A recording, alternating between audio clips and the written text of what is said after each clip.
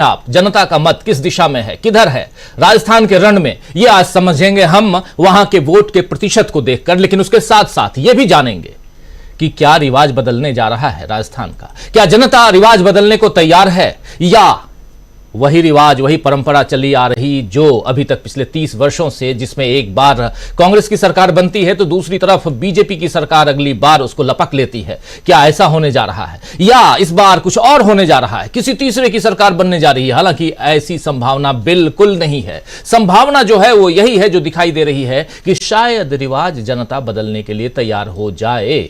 बहुत बड़ी बात कह रहा हूं मैं, लेकिन उससे पहले आप तस्वीर देख रहे हैं, यहां पर सचिन पायलट वोट देने के लिए पोलिंग बूथ पर पहुंचे हुए हैं और अपने मत का प्रयोग, इस्तेमाल, अधिकार जो भी है उसका कर रहे हैं और इसके साथ साथ अपने लिए एक वोट सुनिश्चित कर रहे हैं, क्योंकि वो वोट किसी और पार्टी को देंगे नहीं, वो तो अपनी पार्टी को ही देंगे, खुद को जिताने की कोशिश करेंगे। तो सचिन पायलट से लेकर अशोक गहलोत तक सबने वोटिंग कर दी है और इस वक्त जब हम चर्चा कर ररहे हैं, जब हम आज जनमत आपके सामने पेश कर रहे हैं, तो राजस्थान में अभी तक 9 बजे तक, अभी नहीं बल्कि 9 बजे तक 9.77% की पोलिंग हो चुकी है। दूसरी तरफ आप देख रहे होंगे स्क्रीन पर, आप एक तरफ मतदान प्रतिशत, दूसरी तरफ महामुकाबला। मतदान प्रतिशत में अलवर में 10%, बाड़मेर में, सब अलग अलग जगहों पे कहां क्या है, भरतपुर में, बांसवाड़ा में, बूंदी में, ये सब आप देख रहे हैं। लेकिन दूसरी तरफ महामुकाबला में विद्याधर नगर बहुत ही इंपॉर्टेंट सीट, जहां से बीजेपी हमेशा जीतती आई,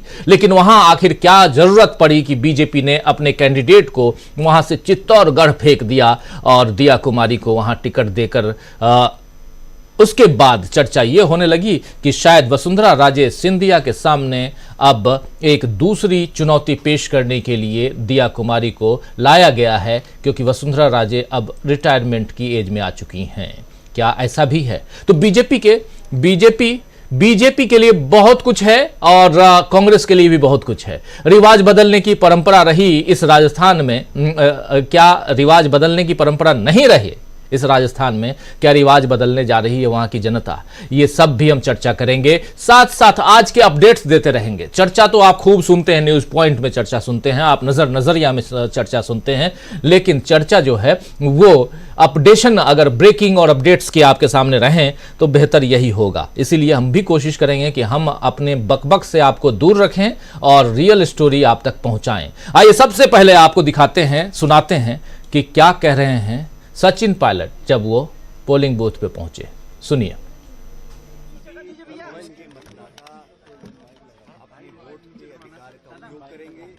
और अधिक से अधिक संख्या में जाकर अपना वोट कास्ट करेंगे। मैं उम्मीद कर रहा हूं कि इस बार अच्छा निर्णय जनता लेगी और हम लोगों के काम को, हमारी परफॉर्मेंस को और पार्टी की जो सोच है उसको ध्यान में रखकर आकलन करने के बाद सही निर्णय जनता लेगी, ऐसा मैं मानता हूं। रिवाज बदलेगा सर इस बार 5 साल? मुझे लगता है कि इस बार जनता चाहती है कि कांग्रेस पार्टी की सरकार दोबारा बने और जो भाजपा का अंदरूनी बिखराव रहा, जो उनकी परफॉर्मेंस रही पिछले 5 साल एज ऑपोजिशन, उसको भी लोग देख रहे हैं। और हम लोगों का जो देश भर में आज जो कार्यकर्ताओं में उत्साह बढ़ा है, जो नई ऊर्जा के साथ काम कर रहे हैं, हाल ही में हम लोगों ने सरकार बनाई है कर्नाटक में, हिमाचल में, उसका भी लाभ हम लोगों को मिलेगा। और पार्टी, हमारी सोच, हमारा जो आगे का विजन है प्रदेश के लिए 5 साल का, उसको लोग आंक रहे हैं, देख रहे हैं। भारतीय जनता पार्टी ने 5 साल यहाँ विपक्ष की भूमिका निभाने में नाकाम रहे हैं, इसलिए मुझे पूरा विश्वास है कि भारी बहुमत के साथ हम लोग यहाँ सरकार बना पाएंगे। तो आप सुन रहे थे यहां सचिन पायलट को, अपनी बात रख रहे थे। पोलिंग बूथ पर पहुंचने के बाद वोट डाल चुके हैं और इनके अलावा अशोक गहलोत ने भी पोलिंग बूथ पर पहुंचकर, मतदान केंद्र पर पहुंचकर अपने मतों का प्रयोग किया।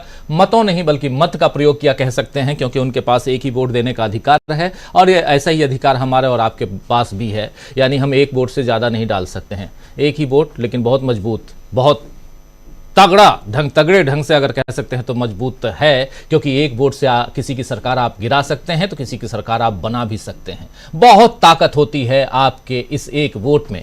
लेकिन इस एक वोट के लिए जनता तब जनता के दरबार में तब नेता पहुंचते हैं जब आखिरी वक्त आता है, चुनाव का वक्त आता है। और आज चुनाव है, मतदान है और इससे पहले जोर शोर से प्रचार प्रसार में कांग्रेस पार्टी और भाजपा दोनों लगे रहे। और सबसे बड़ी बात यह कि अशोक गहलोत का जो राज है वो राज कायम रहेगा या भाजपा का शासन हो जाएगा राजस्थान में। भारतीय जनता पार्टी काफ़ी डरी हुई है, सहमी हुई है। अशोक गहलोत जो है वो दम भर रहे हैं इसलिए क्योंकि उन्होंने जो जिन योजनाओं के साथ 5 साल में काम किया है, जनता को लुभाने की कोशिश की है, उसके अलावा उन्होंने जो 7 गारंटियां रखी हैं सामने, उन गारंटियों को अगर देखा जाए तो लगता है कि हितोपकारी जो यानी कि जनहित के लिए जो मुद्दे हैं उन मुद्दों को सामने लाकर यहाँ रखा गया है। हमारे साथ 2 वरिष्ठ साथी जुड़े हुए हैं। सबसे पहले उनसे आपका परिचय करवाता हूं और उसके बाद फिर अशोक गहलोत को सुनेंगे। हमारे साथ देखिए डॉक्टर दीपक पाचपोर जी जुड़े हुए हैं, सीधे उधर छत्तीसगढ़ से हैं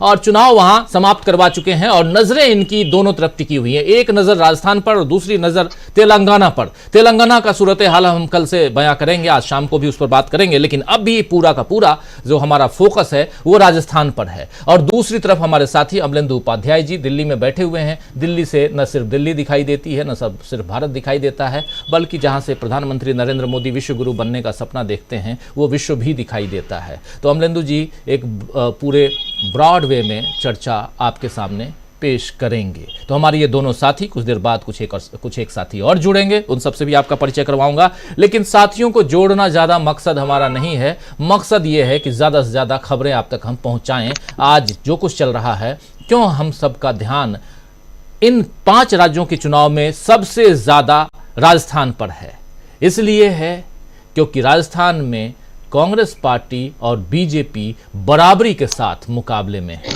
ये पहला इन 5 राज्यों में से एक ऐसा राज्य है जहां बराबरी का, कांटे का मुकाबला, बाजी कौन मारता है, ये 3 तारीख को पता चलेगा। लेकिन उससे पहले आज मतदान, और मतदान में क्या कुछ हो रहा है उसका सूरत हाल आप तक हम पहुंचा रहे हैं। आइए अशोक गहलोत को सुनते हैं जो राजस्थान के कांग्रेस पार्टी की तरफ से, क्योंकि सरकार कांग्रेस की है, मुख्यमंत्री हैं और दम भर रहे हैं अगले 5 साल तक वही रहेंगे मुख्यमंत्री। क्या ऐसा होने जा रहा है, जनता के मन में क्या है, उसको टटोल कर हम आए हैं राजस्थान से। उस पर चर्चा खूब हमने की है, राजस्थान के अलग अलग शहरों से, अलग अलग हिस्सों से, अलग अलग रिपोर्टाज के जरिए आप तक हम बातें पहुंचाते रहे हैं, खबरें देते रहे हैं और आपको अपडेट करते रहे हैं।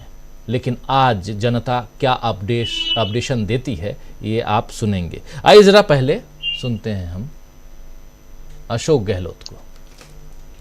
आपने भी खूब प्रचार किया है, प्रचार में हमले भी आपने बहुत झेले, आप ही सेंटर में रहे प्रचार में, चाहे प्रधानमंत्री हो, चाहे केंद्रीय मंत्री हो, मुख्यमंत्री हो, निशाने पर आप ही थे।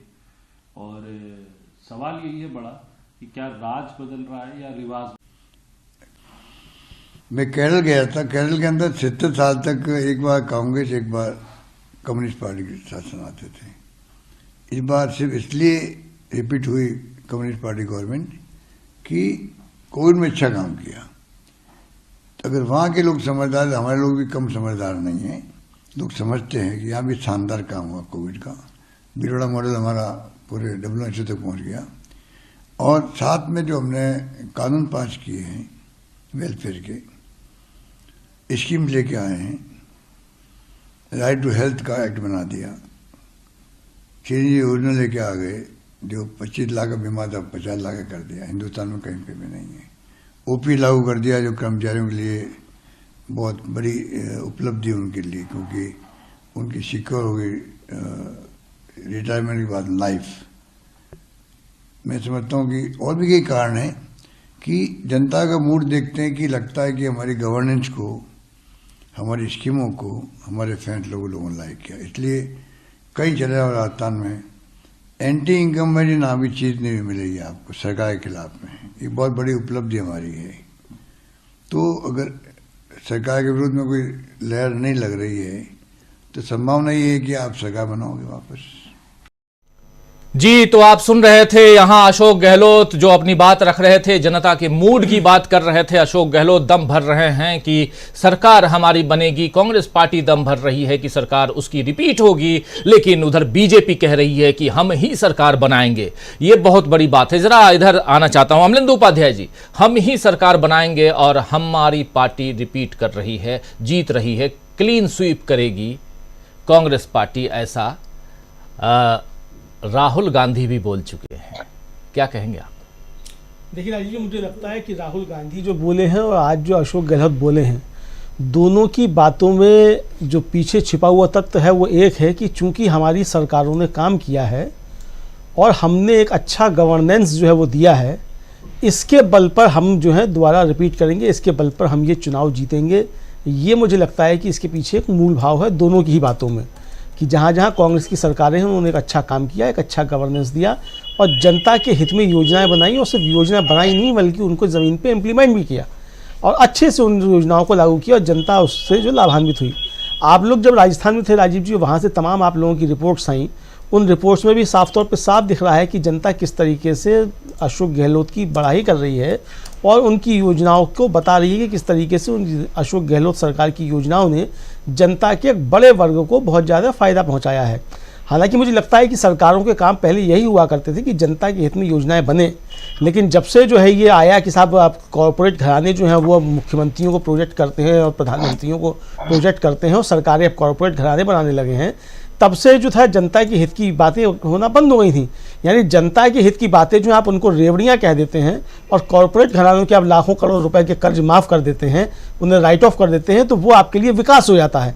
तो इस जो विनाशकारी विकास है उसके मुकाबले जनता के हित की जो योजनाएं हैं जिन्हें रेवड़ियाँ कहा जा रहा है, मुझे लगता है कि इनके बीच एक लड़ाई जो है वो साफ इन चुनाव में भी 5 राज्यों के विधानसभा चुनाव में दिख रही है। और जिस तरीके से कांग्रेस ने अपनी गारंटियाँ घोषित की, वो गारंटियाँ असल में यही हैं कि सरकारों का काम जनता के हित में योजनाएं बनाना और जनता के हित के लिए काम करना होता है। डेमोक्रेसी का जो मूल सिद्धांत है वो यही है कि जनता की सरकार जनता के द्वारा जनता के लिए। तो जब जनता के द्वारा जनता की सरकार जनता के लिए है तो सरकारों की नीतियां भी जो हैं वो जनता के लिए ही होनी चाहिए। तो अब जो सरकारों की नीतियां बन रही थी वो जनता को धता बता करके कॉर्पोरेट घरानों के लिए नीतियां जो बनने लगी, उसके बरक्स कांग्रेस की सरकारों ने जिस तरीके से काम किए हैं और जो कांग्रेस की नीतियां अब सामने आई हैं और राहुल गांधी के खासतौर से कांग्रेस को टेक ओवर करने के बाद जिस तरीके से जनता के हित की बातें होना शुरू हुई हों, लगातार जनता के मसले जो हैं वो राजनीति के मुद्दे बनना शुरू हुए हैं, उससे मुझे लगता है कि ये भावना उभर के आई है। अशोक गहलोत भी दावे के साथ कह रहे हैं कि अगर केरल में कम्युनिस्ट पार्टी की सरकार जो है वो रिपीट करती है और वहाँ रिवाज टूटता है कि चूंकि वहाँ कोरोना में वहाँ की सरकार ने काम किया, तो यहाँ हमने जो काम किया, हमारी सरकार ने जो काम किया, इसके दम पे जो है हम लौट करके आएंगे। और जाहिर सी बात है राजीव जी की भीलवाड़ा मॉडल जो है कोरोना के दौरान जो सबसे ज़्यादा चर्चा में रहा, तो 2 ही मॉडल जो थे इस देश के अंदर चर्चा में थे, या तो केरल मॉडल या फिर भीलवाड़ा मॉडल। तो केरल मॉडल को तो यूएन में भी जाकर के पुरस्कार मिला था, उनकी जो उस समय की स्वास्थ्य मंत्री थी उनको यूएन में बुला करके सम्मानित किया गया था। तो यहाँ भी जो है भीलवाड़ा मॉडल जो है उसको तमाम जगहों पर अपनाया गया और जहाँ जहाँ भीलवाड़ा मॉडल अपनाया गया वहाँ चीज़ें ठीक ठाक रहीं।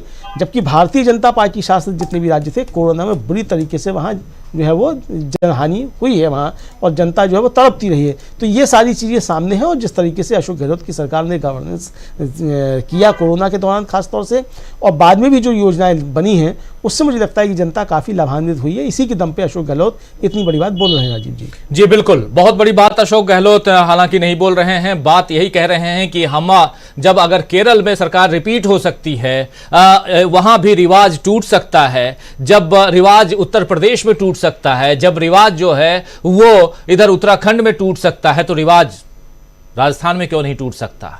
जबकि 25 लाख रुपए की स्वास्थ्य बीमा योजना बहुत, जिसको ब्रेक हम लोगों ने किया और फैक्ट चेक करके वहां जाकर ग्राउंड पर स्टोरी लेकर, जिसको आप देखेंगे कि कांग्रेस सहित तमाम अलग अलग हैंडल से शेयर भी किया गया है और इसलिए शेयर होना भी चाहिए। इसमें हम अपनी कोई वाहवाही नहीं ले रहे हैं, लेकिन शेयर इसलिए होना चाहिए क्योंकि धरातल पर अगर किसी सरकार ने काम किया है तो वो बात पता भी चलनी चाहिए, लोगों तक आनी चाहिए कि अगर बीजेपी का एक कार्यकर्ता ये कहता है कि इस बार तो मैं बीजेपी को नहीं बल्कि कांग्रेस पार्टी को वोट दूंगा क्योंकि कांग्रेस की चिरंजीवी स्वास्थ्य बीमा योजना जो है उसका लाभ मेरे पिताजी उठा रहे हैं जो कैंसर से पीड़ित हैं, और अगर ये बीमा योजना 25 लाख रुपए की योजना हमारे पास हमारी सरकार, राजस्थान की सरकार अगर नहीं दी रहती तो शायद आज पिताजी नहीं होते। छोटी बात नहीं है, बहुत बड़ी बात है। और ऐसी खबरें, ऐसी बातें गांव में हो रही हैं, क्या इसका असर नहीं पड़ेगा? अंडर करंट है क्या चिरंजीवी स्वास्थ्य योजना का? क्या चिरंजीवी स्वास्थ्य योजना रियलिटी में कांग्रेस पार्टी के लिए, गहलोत सरकार के लिए संजीवनी साबित होगी? एक बहुत बड़ी बात है। इसके तह तक जाने से पहले इतना ज़रूर बता दूं कि इसका रिजल्ट आप तक पहुंच जाएगा 3 तारीख को। पहले सुनते हैं, लेकिन दो लोगों की चर्चा इस चुनाव से पहले खूब होती रही। एक कांग्रेस पार्टी से सचिन पायलट और दूसरा राजस्थान में ही पूर्व मुख्यमंत्री वसुंधरा राजे जो बीजेपी से। तो बीजेपी और सचिन पायलट दोनों के बारे में चर्चा खूब होती रही है। सचिन पायलट का आपने अभी सुन लिया कि वो वोट देने के बाद क्या कुछ कह रहे थे, लेकिन वसुंधरा राजे ने क्या कुछ कहा है उसको सुन लेते हैं, उसके बाद चर्चा आगे बढ़ाते हैं। पहले सुनिए क्या कुछ कह रही हैं वसुंधरा राजे सिंधिया। मेरा आग्रह सबसे है, स्पेशली नव मतदाताओं से, कि वो लोग सब आए, अपना जोरदार तरीके से अपना वोट कास्ट करें, कमल खिलाएं और देश के लिए एक बड़ा कदम उठाएं सब।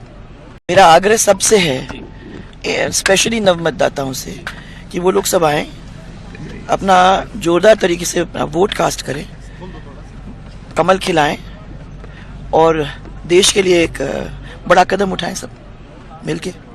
मैम क्या लगता है कौन से मुद्दे प्रमुख होंगे आज? किन मुद्दों को लेकर जनता अब वो तो अब देखेंगे आप बात। तो सुन रहे थे आप वसुंधरा राजे सिंधिया लोगों से, जनता से अपील कर रही हैं कि आइए वोट डालिए और कमल खिलाइए। क्या ये दिल से कह रही हैं? एक बड़ा सवाल है। क्या वो सचमुच चाहती हैं कि ऐसा हो? 4.5 साल जो परिस्थितियां बनी रहीं वो कुछ और दिखाई देती थी। हालांकि वसुंधरा राजे सिंधिया को चाहने वाले, उनके इर्द गिर्द रहने वाले लोग जो हैं वो बड़ी दमदारी के साथ, धमकाने वाले अंदाज में फ़ोन करके कहते हैं कि आप ये क्या बोल रहे हो, क्या लिख रहे हो, क्या दिखा रहे हो। लेकिन सच्चाई तो यही है जो कि जगजाहिर है, आप और हम सब अच्छी तरह से जानते हैं। लेकिन रजवाड़े चले गए, राजसी ठाट बाट बनी हुई है और वो अकड़ भी बनी हुई है जो कई बार दिखाई दे देती है। कोई बात नहीं, चलता है, हम लोगों का काम है, हम लोगों का काम है और हम तो ऐसे ही सहते रहते, झेलते रहते हैं। आइए ज़रा एक पैकेज आपको दिखाना चाहता हूँ, इलेक्शन रैली का पैकेज। किसने कितनी रैलियाँ की ये देखना ज़रूरी है। और फिर डॉक्टर दीपक पाचपोर जी मंद मंद मुस्कुरा रहे थे। ये मुस्कान जो है, जो बाहर निकल के दीपक जी की नहीं आई है, वो दीपक जी जब बोलेंगे तब बाहर आएगी। ज़रा उनसे सुनेंगे कि क्या कुछ वो सोच रहे हैं जब मैं बात कर रहा था वसुंधरा राजे सिंधिया की। चलिए पहले रैलियाँ किसने कितनी की वो देख लेते हैं।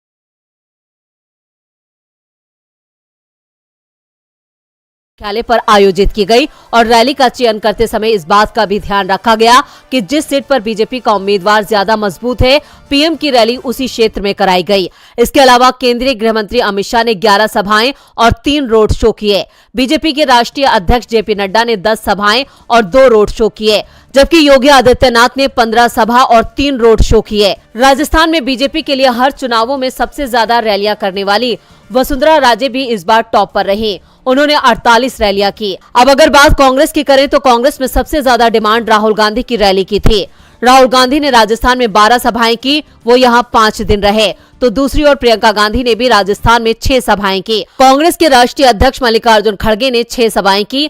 कांग्रेस के लिए सबसे ज्यादा सभाएं सीएम अशोक गहलोत ने की, उन्होंने 60 सभाएं की। इसके अलावा 5 रोड शो भी किए। कांग्रेस बीजेपी के अलावा किसी और दल के किसी नेता की सबसे ज्यादा सभाएं हुई तो वो थे राष्ट्रीय लोकतांत्रिक पार्टी के चीफ हनुमान बेनीवाल, उन्होंने 33 सभाएं की। अब किस नेता की सभा से उसकी पार्टी को फायदा मिला, ये तो परिणाम ही बताएंगे। डीबी लाइव की रिपोर्ट।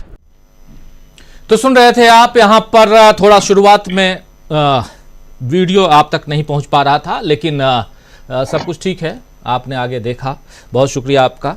और किसने कितनी रैलियां की, ये ज़रूरी इसलिए है कि चुनाव प्रचार का जब शोर समाप्त होता है तो सबसे पहले यही पूछा जाता है, यही सवाल आता है जब भी आप चुनाव की रिपोर्टिंग करते हैं दोस्तों, चुनाव की तरफ रिपोर्टिंग करें ना करें, लेकिन चुनाव के बारे में जानना चाहते हैं तो सबसे पहले ये आप जानते हैं कि कितने % वोटर्स हैं या कितनी मतदाताओं की संख्या है। संख्या के अलावा ये भी कि कौन कौन सी पार्टियां हैं, इसके बाद फिर कौन कौन सी प्रमुख पार्टियां हैं, इसके बाद फिर ये होता है कि आखिर किसने कितना जोर लगाया, किसकी कितनी रैलियां हुई, ये तमाम सवाल पूछे जाते हैं। इन सवालों के बीच ये भी पूछा जाता है, ये भी जानने की कोशिश होती है कि अंदर खाने क्या चल रहा है। बीजेपी के अंदर खाने सब कुछ ठीक है क्या?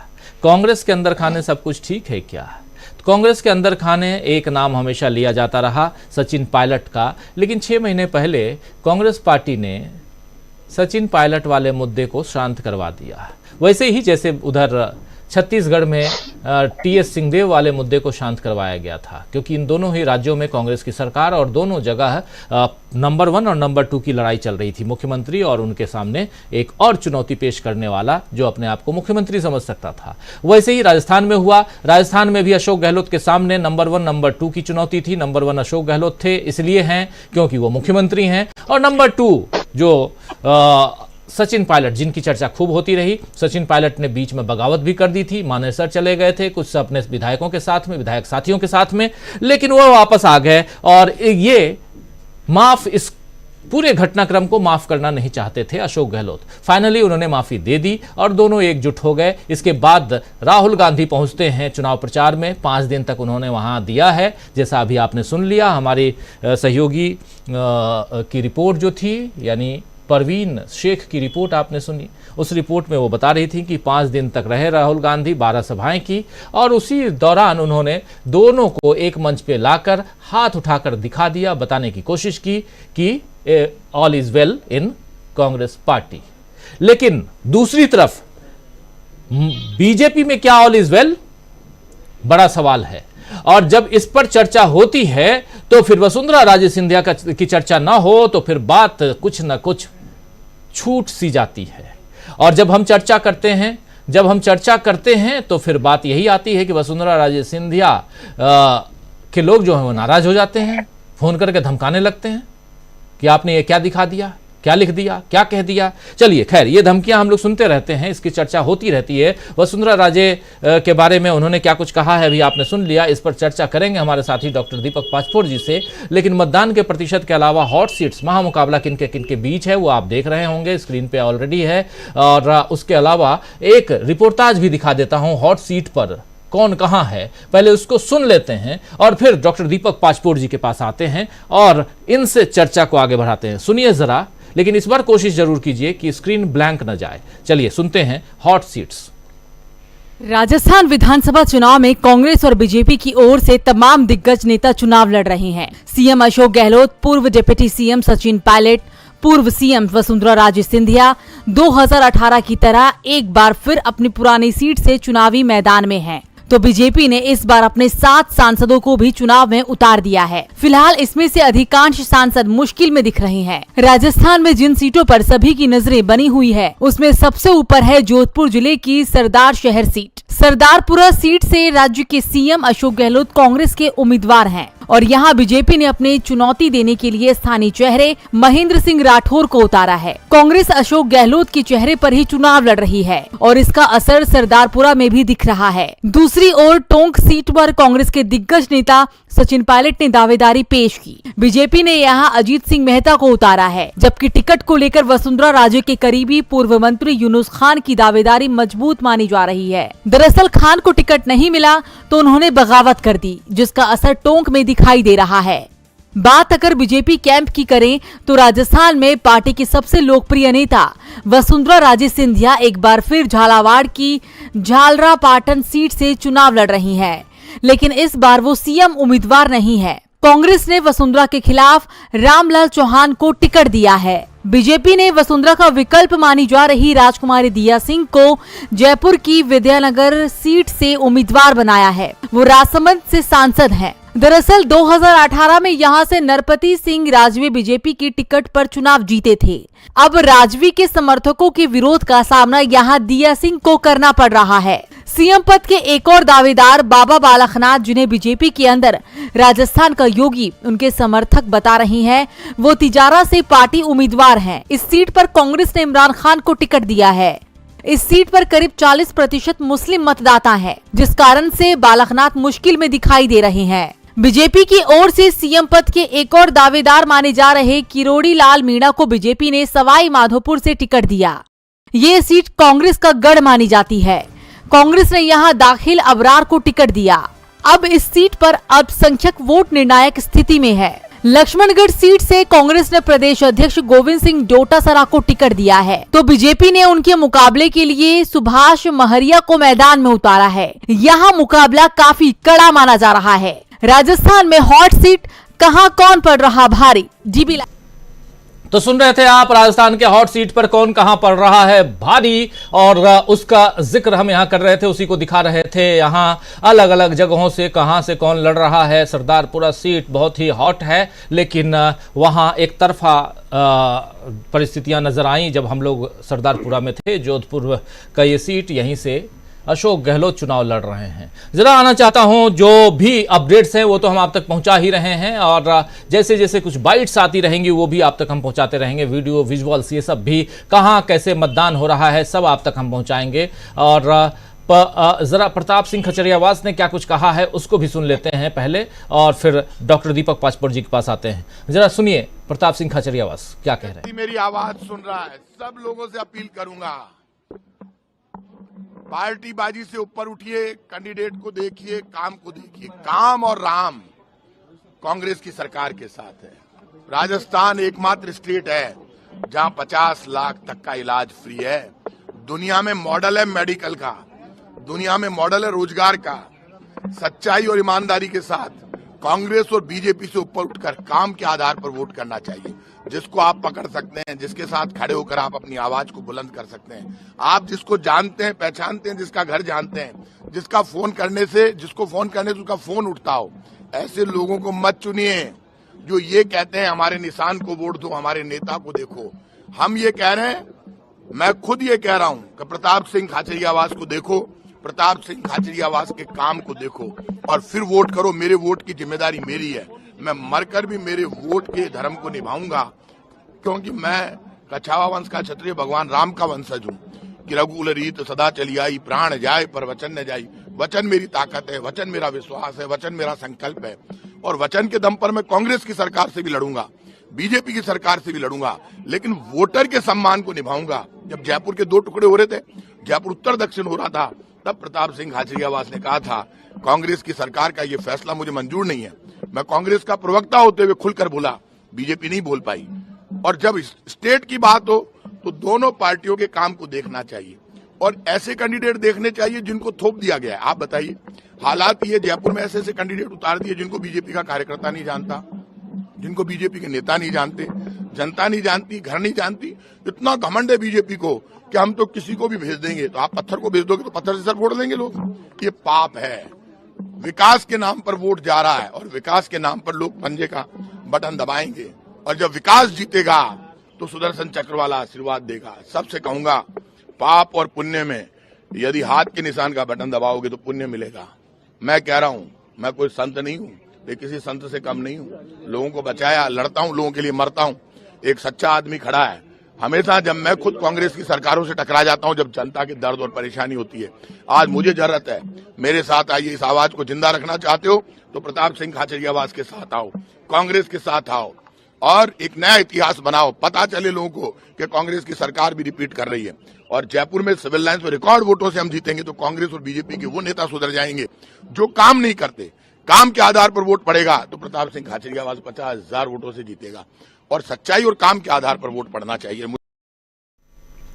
तो आप सुन रहे थे प्रताप सिंह खाचरियावास, जो कभी वसुंधरा राजे के काफी करीबी होते थे, बाद में कांग्रेस आए और यूथ विंग को इन्होंने संभाला, और लगातार जरूरत पड़ती है तो जैसा कह भी रहे हैं कि जनता के लिए मैं अपनी पार्टी से ही लड़ लेता हूं, विरोध कर देता हूं। और जब ये प्रवक्ता थे तब उन्होंने विरोध दर्शाया भी था, लेकिन अब पूरे दमखम के साथ कांग्रेस की सरकार बनाने की अपील कर रहे हैं प्रताप सिंह खाचरियावास। और खाद्य मंत्री, कद्दावर नेता गहलोत सरकार में, गहलोत के अब काफी करीबी माने जाते हैं। क्या कुछ हैं इनके बारे में आपको बता चुका हूं। जोधपुर के जन्मे हुए हैं और वहीं से चुनाव लड़ते हैं अशोक गहलोत भी। जोधपुर की एक सीट और उस सीट का नाम है सरदारपुरा। तो और वहां हम थे भी, इसलिए वहां से हमने रिपोर्टिंग आप तक पहुंचाई भी थी। अब जरा समझना चाहता हूं और आगे चर्चा बढ़ाएं। एक तरफ मतदान का प्रतिशत 9 बजे तक लगभग 10% और उससे आगे अब 11 बजने को है, पौने 11 बजे तक क्या कुछ आने वाला है। 11 बजे चुनाव आयोग का अपडेशन होगा, आप तक हम पहुंचाएंगे। राजस्थान के रण में क्या चल रहा है, क्या रिवाज बदलने को तैयार है वहां की जनता। आना चाहता हूं डॉक्टर दीपक पाचपुर जी, और बहुत कुछ मंद मुस्कुरा रहे थे थोड़ी देर पहले, वो भी समझना चाहूंगा जब बात हो रही थी वसुंधरा राजे सिंधिया की। दीपक जी। राजीव जी, देखिए मेरे मुस्कुराने का जो खुलासा है मैं थोड़ी देर के बाद करता हूं। देखिए, शुरुआत अगर हम ये करें कि राजस्थान के चुनाव के महत्व को हमें सबसे पहले समझ लेना चाहिए, इसके पहले कि मतदान तेज हो। हालांकि अभी 9, 10, 11% जो दिख रहा है, मुझे लगता है कि 11 बजे तक जब तक रिपोर्ट आएगी 20 के आसपास तक के टच कर जाना चाहिए, जैसा कि हमेशा यहाँ का रिवाज रहा है कि थोड़ा लोग मतलब राजस्थान, पंजाब, हरियाणा ये एक ऐसा क्षेत्र है जहां लोग अच्छा नाश्ता वाश्ता करके निकलते हैं। ये खाली पेट कभी नहीं निकलते। समृद्ध प्रांत है, पूरे भारत की जो औद्योगिक तक कहा जाए कि पूरी की पूरी जो नब्ज है इस प्रांत के हाथ में है, इसके हाथ में। अब प्राचीन समय से यहाँ पे औद्योगिकरण बहुत अच्छा हुआ है। लोग जीने की जो जिजीविषा है वो राजस्थान के लोगों से हम लोगों ने सीखी है कि पूरे देश में फैले हुए हैं। छोटे छोटे उद्योग धंधों से इन्होंने काम शुरू किया और आज हर जगह ये एक बहुत समृद्ध कम्युनिटी है और लोगों से हिल मिल के रहती है, खूब दान करती है, बहुत सारा पुण्य का काम किया। सारे भारत में आप देखिए धर्मशालाएं, इनके जो बासे होते हैं, यहाँ आप जाइए, बड़े काठमांडू भी जाएंगे तो सबसे बड़ा इन लोगों का बासा होता है जहाँ पे कोई भी आदमी बहुत कम पैसे में खा सकता है। तो ये उस प्रांत की अगर हमको चुनाव की महत्ता को समझना है तो देखिए 2018 के इन्हीं तीनों राज्यों पर हमको फिर से वापस जाना पड़ेगा। तीनों राज्यों में कांग्रेस जीती थी उस समय भी।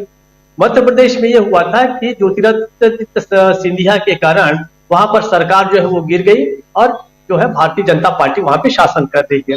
अब कंपेरिजन अब हम करें मेरे प्रदेश छत्तीसगढ़ से और राजस्थान की से। छत्तीसगढ़ की सरकार को भी डिस्टर्ब करने की बहुत सारी कोशिशें की गई। वहां पर भी कई बार ऑपरेशन लोटस की कोशिशें किनके जरिए हुई। ऐसा लगा जिस समय टीएस सिंहदेव बाबा जो है वो उस समय कर रहे थे कुछ कोशिशें कि मुझे भी 2.5 साल के बाद मुख्यमंत्री बनाया जाए वगैरह वगैरह। तो उस समय भारतीय जनता पार्टी को एक उम्मीद थी कि अगर ये कुछ ज्यादा आगे बढ़े टीएस सिंहदेव जो अब उप मुख्यमंत्री है तो शायद भारतीय जनता पार्टी के भाग्य का पिटारा खुल सकता है और ऑपरेशन लोटस जो है वहां पे चलाया जा सकता है। लेकिन भूपेश बघेल ने इसलिए उनकी चाल को बेकार कर दिया क्योंकि उनके पास इतनी मजबूत सरकार थी कि अगर भारतीय जनता पार्टी के पास केवल 13 विधायक थे, टीएस सिंहदेव बाबा और के लिए आते 15-20 भी विधायक हालांकि नहीं ला सकते थे, तो भी किसी भी हालत में वहां पे सरकार नहीं पलट सकती थी। अशोक गहलोत की खासियत यह है कि अशोक गहलोत ने 3 मोर्चों पे अपनी लड़ाई को जारी रखा। पहली बात, अपनी सरकार को बचा के रखा उन्होंने। वहां पर देखिए जो सचिन पायलट है वो टीएस सिंहदेव के मुकाबले कहीं बड़े नेता हैं, उनके पास शायद ज्यादा बड़े विधायक आ सकते थे। उसके बाद उनके सामने वसुंधरा राजे सिंधिया जैसी जो महिला थी, उन्होंने भी कई बार मुख्यमंत्री रही है। अगर आप कल्पना कीजिए कि अगर इन दोनों का गठजोड़ हो जाता तो वहां पर भी जो है ऑपरेशन लोटस हो सकता था, लेकिन अशोक गहलोत ने उसको विफल कर दिया और पूरे 5 साल तक उन्होंने विफल करके रखा। आज तक के पहले दिन से लेकर आज तक जो है वो मुख्यमंत्री बने हुए हैं। दूसरा मोर्चा उन्होंने जो खोला वो खोला था विकास के कामों को लेकर। वो जानते थे कि केवल सरकार को बचाना पर्याप्त नहीं रहेगा, बल्कि सरकार इस ढंग से चलाई जाए कि अगली बार लोटस की कली भी ना खिले और पूरा लोटस भी ना खिले, मतलब 2023 में पूरा का पूरा लोटस लौट के ना आ जाए, क्योंकि ये यहाँ का रिवाज रहा है। लेकिन उन्होंने देखिए आज स्थिति ये है। अब मैं बताता हूं कि तीसरा मोर्चा जो है उन्होंने दिल्ली में भी अपना बहुत बढ़िया कोऑर्डिनेशन बना के रखा, समन्वय बहुत अच्छा करके रखा और जब भी जरूरत पड़ी उन्होंने झुकना सीखा। सचिन पायलट को वापस उन्होंने अपने साथ लाया, यहां तक कि सचिन पायलट के रिकमेंड किए हुए जितने भी वहां पर उम्मीदवार थे उन्होंने किसी की टिकट नहीं काटी, किसी में टांग नहीं अड़ाई और सचिन पायलट को भी आज ऐसा कोई कारण नहीं रह गया कि साथ में काम ना करें। आज देखिए सचिन पायलट और अशोक गहलोत दोनों बहुत अच्छे से काम कर रहे हैं। आपको याद होगा पिछले दिन जब अशोक गहलोत के बेटे के यहाँ जब ईडी का छापा पड़ा था तो उस समय सचिन पायलट जो है दिल्ली में पहुंच के उन्होंने प्रेस कॉन्फ्रेंस की थी और अशोक गहलोत के साथ खड़े हुए थे। वो जो संदेश गया था वो कार्यकर्ताओं में उसने एक अभूतपूर्व संचार का निर्माण किया।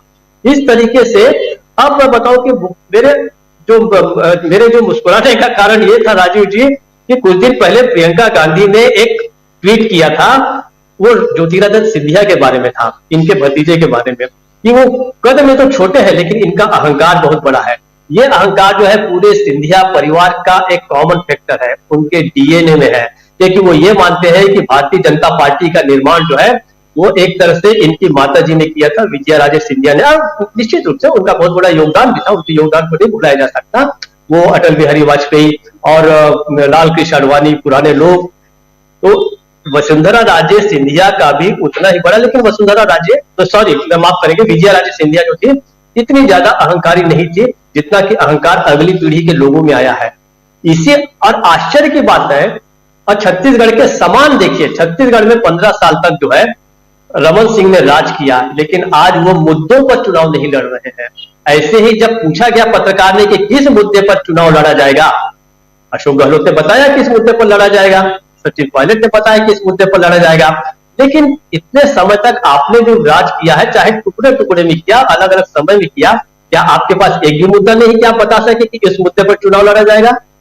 इसका कारण ये है, यही मेरे मुस्कुराने का कारण था कि अगर इतने समय में रहने के बाद आपके पास चुनाव लड़ने के लिए एक भी मुद्दा नहीं है, तो आखिर आप चुनाव के मैदान में है क्यों? मुझे तो ये समझ में नहीं आ रहा है। अधिक इनकी ताकत बनती और अधिक इनका सम्मान बचा रहता अगर तीसरी सूची में जब इनका नाम आया तो ये विनम्रता पूर्वक हाथ जोड़ देती, कह देती कि मैं इस समय चुनाव नहीं लड़ना चाहती। मैं कहता कि अगर वो इनकार कर देती तो शायद वो राजस्थान की सबसे बड़ी नेत्री बनकर उभरती और अगले समय जो है अशोक गहलोत को बड़ा चैलेंज दे सकती थी। लेकिन अब वो सिर्फ महारानी रह गई है, महारानी से के अलावा वो एक सामान्य उम्मीदवार रह गई है। जो उनका कद था उन्होंने अपने आप गिरा दिया, कुछ मोदी ने गिराया, कुछ इन्होंने गिराया। अब अशोक गहलोत की ताकत, अशोक गहलोत के मैं केवल 3 मुद्दों पे आपको बताना चाहता था कि उन्होंने जो बताया। जी जी जी, जरा राहुल गांधी ने ट्वीट किया है इसी राजस्थान के चुनाव को लेकर, उसको जरा सामने रख देता हूं और उसके बाद फिर देखिए राहुल गांधी लिख रहे हैं, राजस्थान चुनेगा मुफ्त इलाज, राजस्थान चुनेगा सस्ता गैस सिलेंडर, राजस्थान चुनेगा ब्याज मुक्त कृषि कर्ज, राजस्थान चुनेगा अंग्रेजी शिक्षा, राजस्थान चुनेगा ओपीएस, राजस्थान चुनेगा जाति जनगणना। आज बड़ी संख्या में जाकर इस्तेमाल करें अपना मताधिकार, चुनिए जनता की हितकारी गारंटी वाली कांग्रेस सरकार।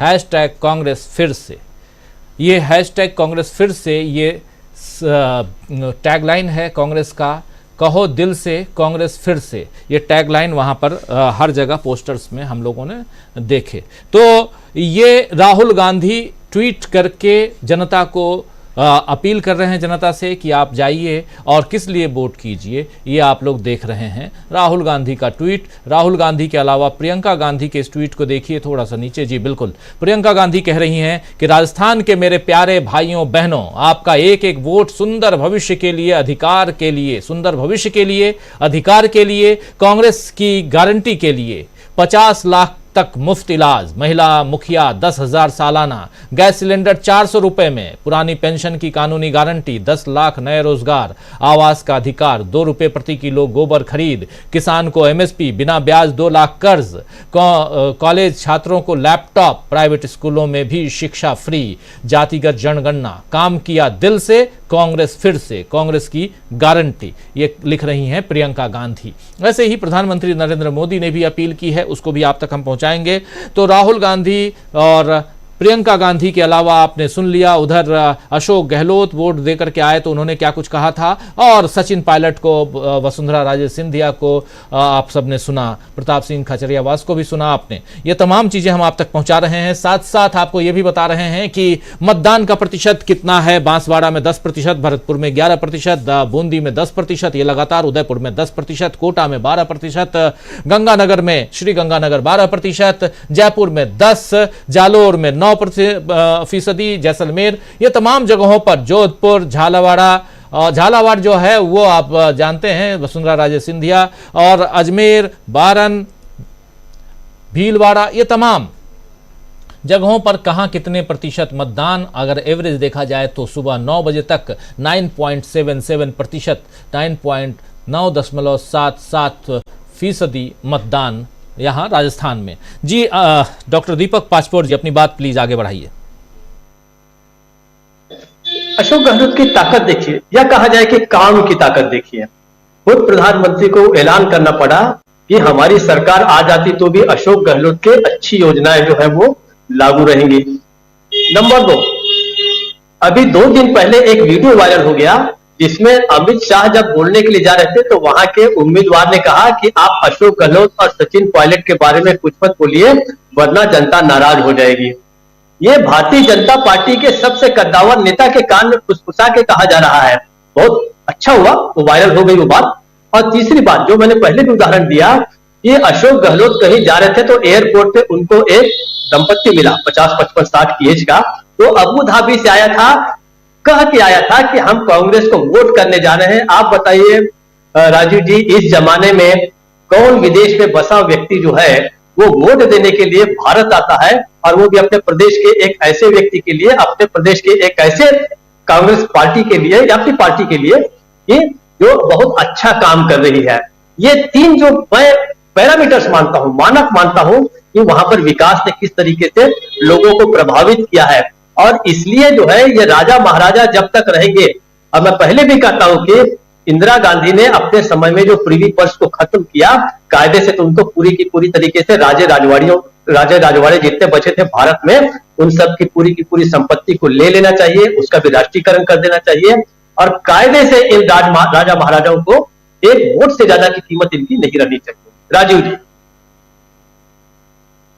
कीमती या एक वोट से ज्यादा इनकी कीमत नहीं होनी चाहिए। और राजस्थान के रण में क्या कुछ चल रहा है, बहुत ही रंगीला राजस्थान है, रंगीलो मारो राजस्थान कहते भी हैं राजस्थानी में, और उसके अलग अलग रूप रंग, उसके साथ साथ वहां की जनता का रंग जो है वो किस दिशा में है, वो किस रंग को पसंद करती है, ये भी बहुत इंपॉर्टेंट है। भगवा रंग का इस्तेमाल करती है बीजेपी। कांग्रेस जो है वो अपने अलग अंदाज में हाथ निशान है कांग्रेस का, और आज हाथ पर या कमल पर कौन किसको दबाएगा, किस बटन को दबाएगा, ये आज उसकी प्रक्रिया चल रही है, यानी मतदान वोटिंग हो रही है। और साथ साथ 3 तारीख का इंतजार यहाँ की जनता अब करेगी, और धुकधुकी बढ़ चुकी होगी अशोक गहलोत की भी, और इधर नरेंद्र मोदी की भी।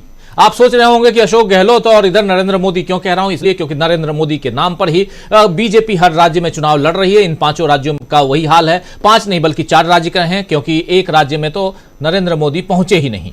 हम बात राजस्थान की कर रहे हैं, वहां पर 9 बजे तक 9.77% मतदान, और उसके अलावा कौन क्या कह रहा है ये आप तक पहुंचा रहे हैं। और सीट जो है, उन सीटों के क्या हाल हैं, हालात हैं, और सबसे बड़ी बात कि क्या रिवाज बदलने को तैयार है जनता। आइए उससे पहले देखते हैं कि 199 सीटों पर वोटिंग हो रही है दोस्तों। 200 सीटों वाले विधानसभा में 199 सीटों पर वोटिंग, इसलिए क्योंकि एक श्रीगंगानगर जिले के एक सीट से एक प्रत्याशी जो विधायक के लिए लड़ रहे थे चुनाव, उनकी डेथ हो गई, निधन हो गया उनका, उसके कारण वो चुनाव नहीं लड़ पा रहे हैं। और कमोबेश ये परिस्थिति पिछले 3 बार से चली आ रही है। कुछ लोग इसे थोड़ा सा अगर दूसरे हिसाब से देखा जाए तो ऐसा समझते कहते भी हैं कि 199 सीटों पर ही पिछले 3 बार से 2013 में, 2018 में, जहां तक मुझे पता है, हो सकता है कि उससे पहले भी हुआ हो, लेकिन 2013, 2018 और 2019 में 2023 में 199 सीटों पर ही मतदान क्यों हुए? क्यों पूरे के पूरे 200 सीटों पर चुनाव वोटिंग क्यों नहीं हो पाती है? क्यों एक प्रत्याशी कम हो जाता है? एक बड़ा सवाल है। कुछ चीज़ें जो है वो सोचने के लिए आपको मजबूर कर देती हैं, कुछ चीज़ें आपको एक अलग दुनिया में ले जाती हैं, और उस पर हम चर्चा करते हैं, लाजिमी भी है। लेकिन यहाँ पर 199 सीटों के क्या हाल हैं, आइए ज़रा उसको देख लेते हैं। रिपोर्टाज सुनिए। राजस्थान में इस बार बीजेपी या कांग्रेस किस पार्टी की सरकार बनेगी, ये ऐसा सवाल है जिसका जवाब सभी जानना चाहते हैं। राजस्थान में इस बार कई छोटी पार्टियां चुनाव लड़ रही हैं। इसके अलावा बीजेपी और कांग्रेस के बागी भी चुनाव मैदान में हैं। प्रदेश में कुल 200 विधानसभा सीटें हैं। इनमें 25 सीटें अनुसूचित जनजाति यानी एसटी के लिए और 34 सीटें अनुसूचित जाति यानी एससी के लिए आरक्षित है। वर्तमान राजस्थान विधानसभा का कार्यकाल 15 जनवरी 2019 से 14 जनवरी 2024 तक है। अभी 200 सीटों वाली राजस्थान विधानसभा की 199 सीटों पर ही मतदान है और 1875 प्रत्याशी चुनाव के रण में हैं। श्री गंगानगर जिले की श्री करणपुर विधानसभा सीट पर कांग्रेस उम्मीदवार गुरमीत सिंह कुन्नर की जान चली जाने के चलते चुनाव स्थगित कर दिया गया था। राज्य में कुल मतदाताओं की संख्या 5,29,31,000 से अधिक है। मतदान 199 सीटों पर है, इसलिए 5,25,38,105 मतदाताओं को अपने मतों का इस्तेमाल करने की इजाजत थी। चुनाव में कुल 1875 उम्मीदवार अपना भाग्य आजमा रहे हैं। इनमें 183 महिलाएं हैं, वहीं 1692 पुरुष प्रत्याशी हैं। जिन 199 सीटों पर वोटिंग है उसमें बीजेपी ने 199 तो वहीं कांग्रेस ने 198 सीटों पर उम्मीदवार उतारे। कांग्रेस ने एक सीट अपनी सहयोगी आरएलडी के लिए छोड़ी है।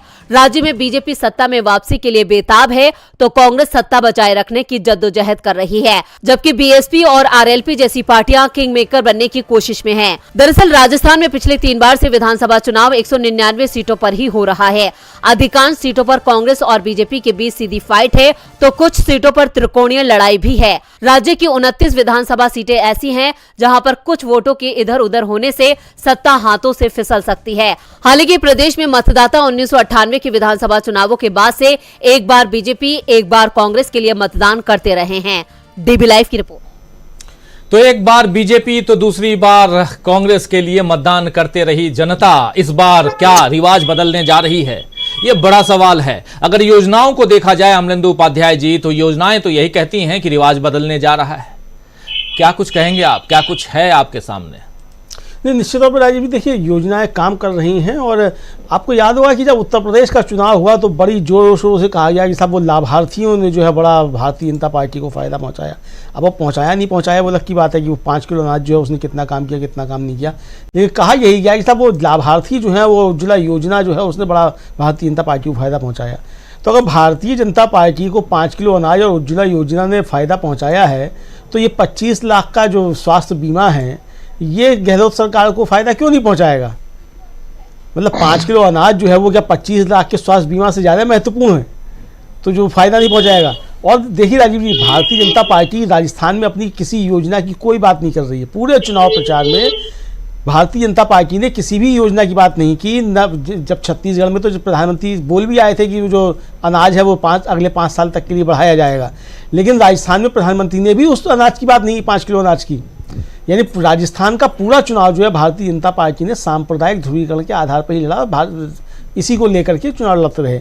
कल भी और आज भी जिस तरीके से भारतीय जनता पार्टी के लोगों के ट्विटर हैंडल से जिस तरीके के पोस्टर्स जारी किए जा रहे हैं उनमें कहीं भी किसी मुद्दे की कोई बात नहीं है, जनता के किसी मुद्दे की कोई बात नहीं है, उसमें भी सांप्रदायिक विभाजन की ही बातें की जा रही हैं। तो इसलिए मुझे लगता है कि जो राजस्थान में अशोक गहलोत सरकार की योजनाएं हैं वो सिर चढ़कर के बोल रही हैं और भारतीय जनता पार्टी के पास उसकी कोई काट नहीं है। दूसरी आप जो वसुंधरा राजे सिंधिया की हम लोगों ने अभी जो बाइट दिखाई, वो वसुंधरा राजे सिंधिया से जब सवाल किया गया कि आपके पास क्या मुद्दे हैं, वसुंधरा राजे सिंधिया भी जो है उन्होंने एकदम मुंह फेर लिया, मतलब हटाओ करके इस तरीके से और कार का शीशा चढ़ा लिया। यानी मुद्दों पे बात करने के लिए किसी के पास कुछ नहीं है। भारतीय जनता पार्टी का जो सबसे बड़ा चेहरा एक तरीके से समझी जा सकती है आज राजस्थान में, भले ही प्रधानमंत्री मोदी उनको तवज्जो दे ना दे, नड्डा जी उनके हाथ से पोस्टर छीन के गजेंद्र सिंह शेखावत के हाथ में पहुंचा दें, लेकिन जनता की नज़र में आज भी सबसे बड़ा चेहरा भारतीय जनता पार्टी का वसुंधरा राजे सिंधिया ही है। तो वसुंधरा राजे सिंधिया भी जो मुद्दों की बात आती है तो कार का शीशा चढ़ा लेती हैं और पत्रकारों से बात करने से मना कर देती हैं, ये सामने दिखाई पड़ रहा है। तो मुद्दों की जहाँ तक बात होगी, मुझे लगता है भारतीय जनता पार्टी किसी भी मुद्दे पर कहीं टिकने की स्थिति में नहीं है, ना राज्य के मुद्दों को लेकर के और ना केंद्र के मुद्दों को लेकर के भारतीय जनता पार्टी के पास कुछ भी चीज़ें नहीं है। तो इसलिए मुझे लगता है कि राजस्थान में अशोक गहलोत सरकार की जो योजनाएं हैं, जो जनता के हित की योजनाएं हैं, वो जो है सिर चढ़ के बोल रही हैं। चाहे वो बच्चियों के लिए स्कूटी की योजना हो, चिरंजीवी योजना हो, तमाम योजनाएं जिस तरीके की हैं वो सब सिर चढ़ के बोल रही हैं। इसीलिए जो है अशोक गहलोत बहुत कॉन्फिडेंट नजर आ रहे हैं राजीव जी। अशोक गहलोत इन तमाम योजनाओं के दम पर और अपने काम पर मजबूती के साथ फाइट कर रहे हैं, मजबूती के साथ चुनाव लड़ रहे हैं और इसीलिए वो कॉन्फिडेंट नजर आ रहे हैं इस राजस्थान के रण में। और पहली दफा ऐसा लग रहा है कि कांग्रेस पार्टी यहां लीड लेते हुए दिखाई दे रही है। धरातल पर जब हम लोग थे, यानी ग्राउंड रिपोर्टिंग कर रहे थे जब हम, तो वहां हमने भी यही देखा कि, और कोई भी ऐसा नहीं कि चलो कांग्रेस की टोली में चले जाएं, कांग्रेस के लोगों से मिल लें और उनसे उनकी वाहवाही, अपनी पार्टी की वाहवाही सुन के आ जाएं। रैंडमली अगर कहीं भी आप जाकर अचानक पूछते हैं और आप उनसे बात करते हैं तो कांग्रेस की योजनाओं का जिक्र जरूर आता है। कई सारे आपने वायरल वीडियोस भी देखे होंगे जो बीजेपी के लोग हैं लेकिन कांग्रेस की योजनाओं की तारीफ कर रहे हैं। ये योजनाएं जो हैं वो बीजेपी के भक्तों या उनके वोटर्स को अगर कमल की जगह हाथ पर मोहर लगाने के लिए बिल्कुल ही तैयार कर दी हो ये योजनाएं, तो शायद परिस्थितियां बदलती हुई दिखाई दे रही हैं। या ये कहें कि नहीं जी, सब कुछ गुडी गुडी अच्छा है और सब कुछ बढ़िया चल रहा है इस सरकार में, लेकिन रिवाज यही है कि 5 साल में हम सरकार बदल देते हैं तो बदल देंगे। कुछ ऐसे लोग भी हैं, ऐसा नहीं है कि ऐसे नहीं है। उन्हीं की जुबानी जो भी बात कह रहा हूं, जो सुन के आता हूं, जो कानों से लोगों के सामने चर्चा करता हूं और बताते हैं, वही आप तक पहुंचाता हूं। फर्स्ट हैंड इंफॉर्मेशन, कोई बिना लाग लपेट के। आप जानते ही हैं कि हम लोग कोई लाग लपेट के साथ काम करते ही नहीं।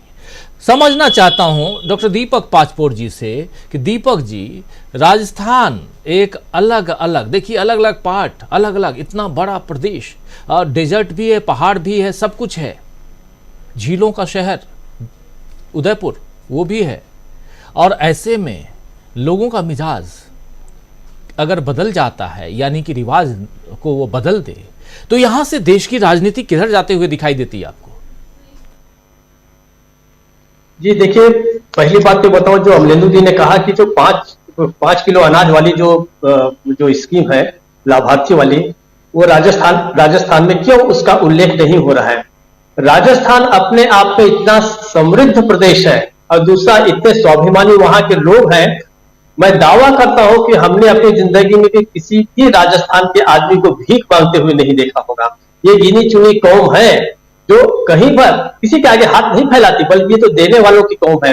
तो आप यहाँ पर 5 किलो अनाज वाली बात क्या करेंगे? आप शायद उसको जानते होंगे, अपने मोदी जी भी समझते होंगे कि ऐसे स्वाभिमानी प्रदेश के जमीन पर खड़े होकर आप इसकी बात नहीं कर सकते। उसके मुकाबले अधिक इंस्टीट्यूशनल तरीके से, संस्थानिक तरीके से सारी स्कीम को, सारी मदद को जो है अशोक गहलोत ने लोगों के सामने लाया है। देखिए, भारतीय जनता पार्टी का भी बहुत बड़ा घोषणा पत्र है राजीव जी। लोगों ने अगर देखे जो उन्होंने जारी किया था, लेकिन उस घोषणा पत्र के एक भी मामले पर कोई भारतीय जनता पार्टी का जो व्यक्ति है या उम्मीदवार है या कोई नेता है, वो उसका कोई उल्लेख ही नहीं करता। मुझे बहुत आश्चर्य होता है। बहुत बड़ा घोषणा पत्र जारी किया, ये वही संकल्प पत्र है जो इनके महारानी साहिबा के हाथ से छीन लिया गया था, लेकिन उसकी चर्चा नहीं होती। दूसरी बात, एक मायने में ये 3 राज्यों के जो चुनाव हैं, ये टर्निंग पॉइंट साबित होने जा रहे हैं, जिसकी शुरुआत जो है वो कर्नाटक से हो चुकी है। कर्नाटक में सांप्रदायिकरण या ध्रुवीकरण बनाम सशक्तिकरण, ये एक लड़ाई शुरू हुई। वहां पर भारतीय जनता पार्टी बहुत लंबे समय से वहां पर जो उसने हिंदुत्व की प्रयोगशाला खोल रखी थी, वो जो लड़ाई थी वो ठीक चुनाव के पहले जो हो वो एक निर्णायक मोड़ पर आ गई। वहां पर कांग्रेस जो है उसके मुकाबले बहुत सारी योजनाएं लेके आई और उसने जो है लोगों के सशक्तिकरण की बात की। उन्होंने कहा कि ये राम मंदिर, हिजाब और ये दुनिया भर की जो अन्य चीजें हैं, लोगों को ध्रुवीकरण करने की जो चीजें हैं, हिंदू मुसलमान वाला जो झगड़ा है, जिसकी शुरुआत एक तरह से यूपी से शुरू हुई थी, वो वहां पे पहुंची। लेकिन चुनाव के आखिर तक वो जो लड़ाई थी वो एक निर्णायक दौर में बदल गई और वही के साथ जो है भारतीय राजनीति ने एक नई करवट ली है। और उस समय कर्नाटक में जो कांग्रेस की जीत हुई है, उसने इस बात पर मुहर लगा दी कि जनता को जो है अंततः बुनियादी मुद्दे चाहिए, उसको अच्छा स्वास्थ्य चाहिए, शिक्षा चाहिए, उसको साफ पानी चाहिए, उसको गुड गवर्नेंस चाहिए। और ये जो गुड गवर्नेंस केवल बातों में नहीं होना चाहिए, वो जमीन पर हकीकत में उतरता हुआ दिखना चाहिए। वो जो लड़ाई कर्नाटक से शुरू हुई, वो इन 3 राज्यों में जो है वो अब जाकर जो है वो परवान चढ़ी है राजीव जी। इसकी शुरुआत जो है भूपेश बघेल जैसे व्यक्ति ने की, जो 5 साल तक लगातार हमले सहते हुए सांप्रदायिकरण, ध्रुवीकरण के जो आक्रमण है भारतीय जनता पार्टी की ओर से, उसको सहते हुए भी एक बुनियादी मुद्दों पर उन्होंने राजनीति की और अपनी सरकार चलाई। वो और पराकाष्ठा पे चला गया, चरम पे कहां चला गया, वो राजस्थान में चला गया। मध्य प्रदेश की बात तो हम छोड़ दें, क्योंकि मध्य प्रदेश तो गवर्न ही नहीं करती, कांग्रेस नहीं करती। लेकिन इसको जो क्लाइमेक्स पे किया है और इतने सटीक समय पर अशोक गहलोत ने 50 लाख रुपए इस पे जो स्कीम है उसको लाया है और उसके साथ साथ बहुत सारी स्कीम्स लाई है। यही टर्निंग पॉइंट साबित होगा। देखिए अब इन 3 राज्यों के चुनाव में अगर भारतीय जनता पार्टी जीतती है, अगर भारतीय जनता पार्टी जीतती है तो 2024 का जो लोकसभा का चुनाव है वो इन्हीं मुद्दों पर लड़ा जाएगा। वही हिजाब और नकाब और राम मंदिर और ये जो ध्रुवीकरण के मामले, सांप्रदायिकरण, अगड़ा पिछड़ा की लड़ाई, इन सब को लेके। लेकिन इन तीनों राज्यों में कांग्रेस जीतती है जिसके पूरे के पूरे आसार नजर आ रहे हैं, तो उसके बाद जो है लोकसभा के चुनाव में यही मुद्दे आगे जाएंगे और एक तरह से भारतीय जो मतदाता है वो जागृत हो जाएगा। पुनर्जागरण का काल चल रहा है ऐसा मुझे लग रहा है। इसलिए इन 3 राज्यों में जीतना जो है कांग्रेस के लिए बेहद आवश्यक है। तभी भारतीय पॉलिटिक्स की जो ट्रेंड है वो सेट होएगा, एक टोन सेट होगी और 2024 का एजेंडा इन्हीं 3 राज्यों के नतीजों से निकलेगा जो हम 3 तारीख की शाम को डिस्कस करेंगे। राजीव, 3 राज्यों, खासकर जो हिंदी पट्टी के 3 राज्य हैं, छत्तीसगढ़, राजस्थान और मध्य प्रदेश, और इन तीनों राज्यों में क्या परिस्थितियां बनेंगी, तो वहां से 2024 का दरवाजा कैसे खुलेगा और दशा दिशा कैसे देश की सियासत की तय होगी, इन सब पर विवेचना कर रहे थे, अपनी बात रख रहे थे डॉक्टर दीपक पाचपोर जी हमारे साथ जुड़े हुए हैं। हमारे साथ जुड़े हुए हैं अमलेंदु उपाध्याय जी, हमारे दोनों साथी, पॉलिटिकल एडिटर हमारे दीपक जी और ऑनलाइन एडिटर हमारे अमलेंदु उपाध्याय जी, और साथ में मैं जुड़ा हूं राजीव।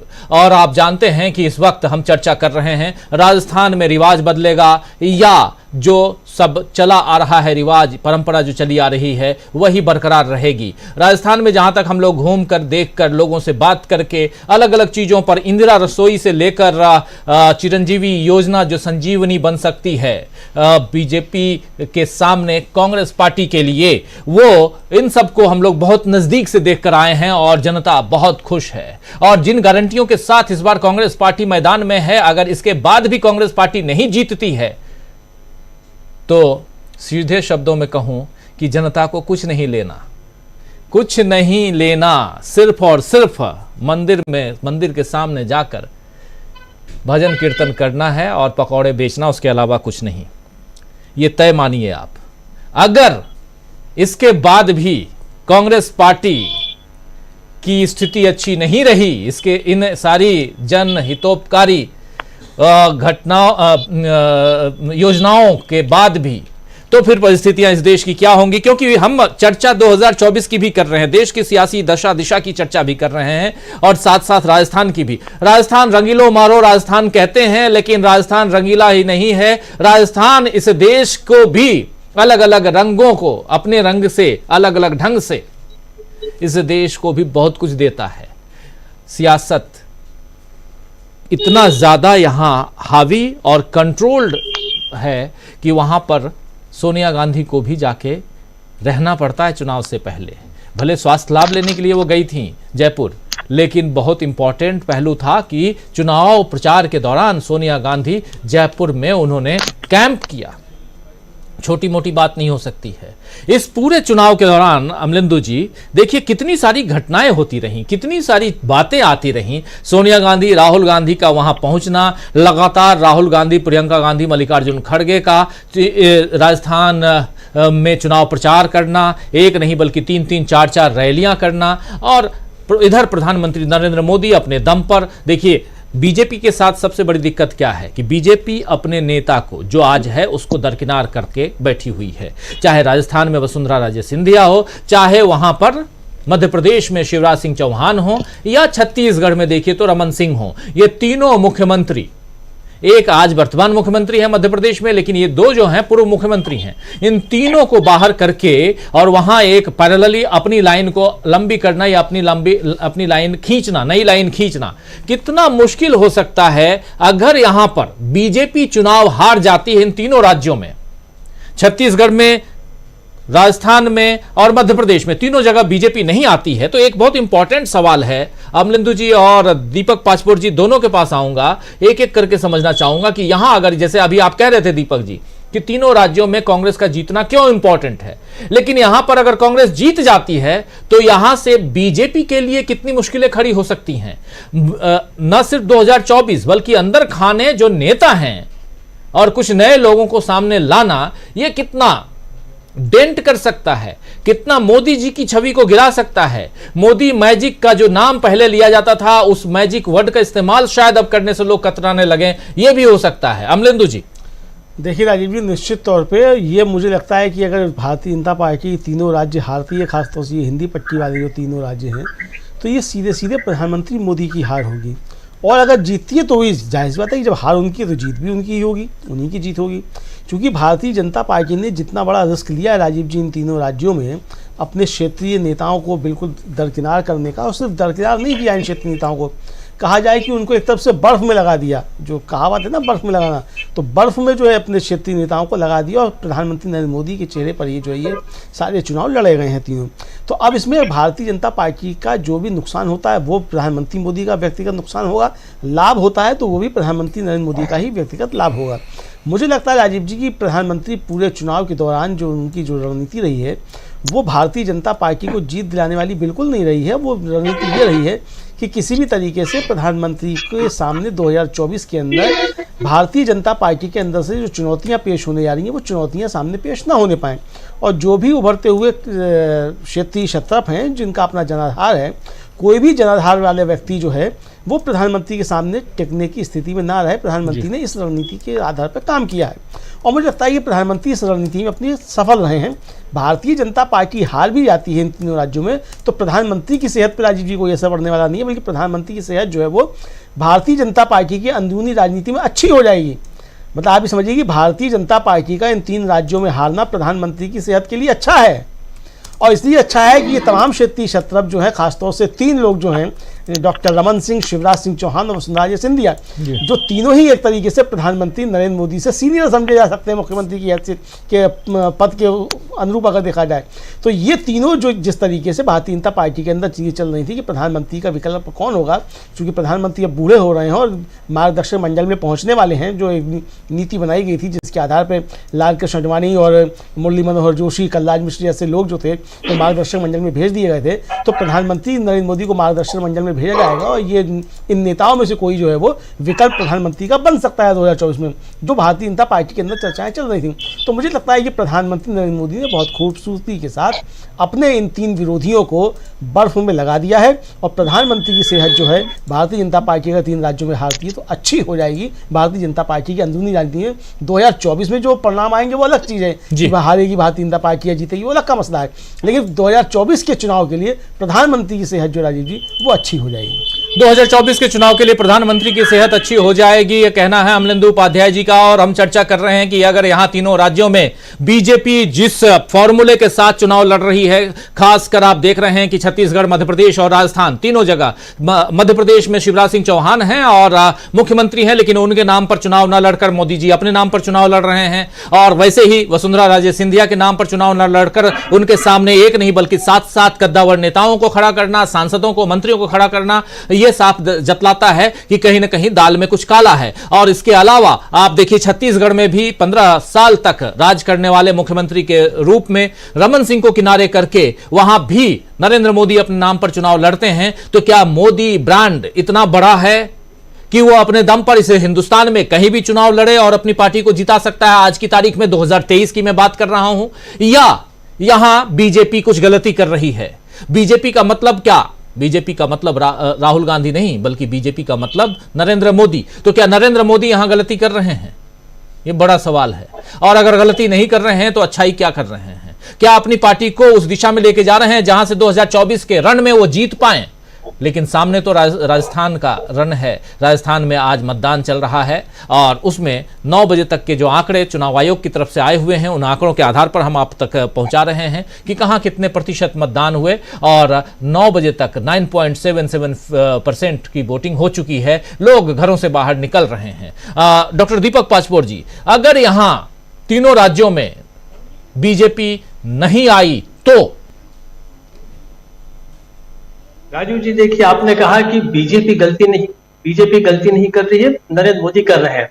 मैं कहता हूं बीजेपी भी गलती कर रही है। नरेंद्र मोदी जो कर रहे हैं वो अलग तरीके कर रहे हैं। बीजेपी क्या गलती कर रही है कि बीजेपी ने पूरी की पूरी पार्टी ने अपने आप को नरेंद्र मोदी के सामने सरेंडर कर दिया, जबकि ये पार्टी ऐसी थी, ये कभी भी व्यक्ति प्रधान नहीं रही है, ये काडर बेस्ड पार्टी रही है। यहाँ पर देखिए बड़े से बड़े नेता की हैसियत ऐसी रहती थी कि उसको आरएसएस के मुख्यालय में जाना ही पड़ता था, उसको अध्यक्ष के सामने झुकना ही पड़ता था। मुझे आज भी वो फोटो याद है जब राजनाथ सिंह अध्यक्ष हुआ करते थे, वो पालथी मारकर अपने सोफे पर बैठे हुए हैं और उनके सामने नरेंद्र मोदी जो है वो बिल्कुल सावधान की मुद्रा में बैठे हुए हैं। ये इसका चरित्र और स्वरूप जो है नरेंद्र मोदी ने बदल दिया। तो सबसे पहले तो नरेंद्र मोदी के इन तरीकों से जिस प्रकार से वो लगातार निरंकुश होते गए, उसकी भारतीय जनता पार्टी को संगठन के अंदर से ही उन पर चेक करना चाहिए था। जिस प्रकार से कांग्रेस में आज भी होता है, आप चाहे उसको रिमोट कहिए चाहे जो कीजिए, दुनिया भर की पार्टियां, यहां तक कि कम्युनिस्ट पार्टियां भी जो है रूस और चीन की है, वहां पे सेक्रेटरी जो होता है वो महत्वपूर्ण होता है, न कि राष्ट्रपति महत्वपूर्ण होता है। राष्ट्रपति को भी बुलाने का काम जो है कम्युनिस्ट पार्टी का जो सेक्रेटरी होता है वो करता है। ये अलग बात है कि सेक्रेटरीज ये अक्सर आगे जाकर प्रेसिडेंट्स बनते हैं, वो एक अलग बात है। लेकिन संगठन प्रमुख होता है, सत्ता जो है, और वैसे भी राजनीति शास्त्र की जो नियमावली है, उसका जो प्रोटोकॉल है और उसका जो परिभाषा है, उसके अनुसार संगठन प्रमुख है और सरकार जो है उसको कंट्रोल करने का वो संगठन काम करता है। तो भारतीय जनता पार्टी संगठन ने ये गलती कर दी कि उन्होंने मोदी को जो है बेछूट इसलिए आजादी दे दी कि उनके भी अपने बहुत बड़े बड़े सपने थे। उन्हें शायद ये लगने लगा कि जिस हिंदू राष्ट्र के लिए हम इतने 100 साल से रुके हुए हैं उनको नरेंद्र मोदी पूरा कर देंगे, लेकिन इसकी कोई अब संभावना नहीं रह गई है। आपको पता नहीं, कुछ दिन पहले ही जो है जो होसबोले साहब हैं आरएसएस के महासचिव, उन्होंने भुज में जब आरएसएस के लोगों की जो बैठक हुई उसमें उन्होंने कहा कि अब इसको हिंदू राष्ट्र बनाने की कोई आवश्यकता ही नहीं है, ये तो पहले से ही हिंदू राष्ट्र है। तो भाई ये बात तो सब लोग बोल रहे थे, ये तो आप ही देश को हिंदू राष्ट्र बनाने पे तुले हुए थे, हिंदू राष्ट्र की जरूरत है नहीं, ये तो हिंदुओं का राष्ट्र है, ये सब जानते हैं।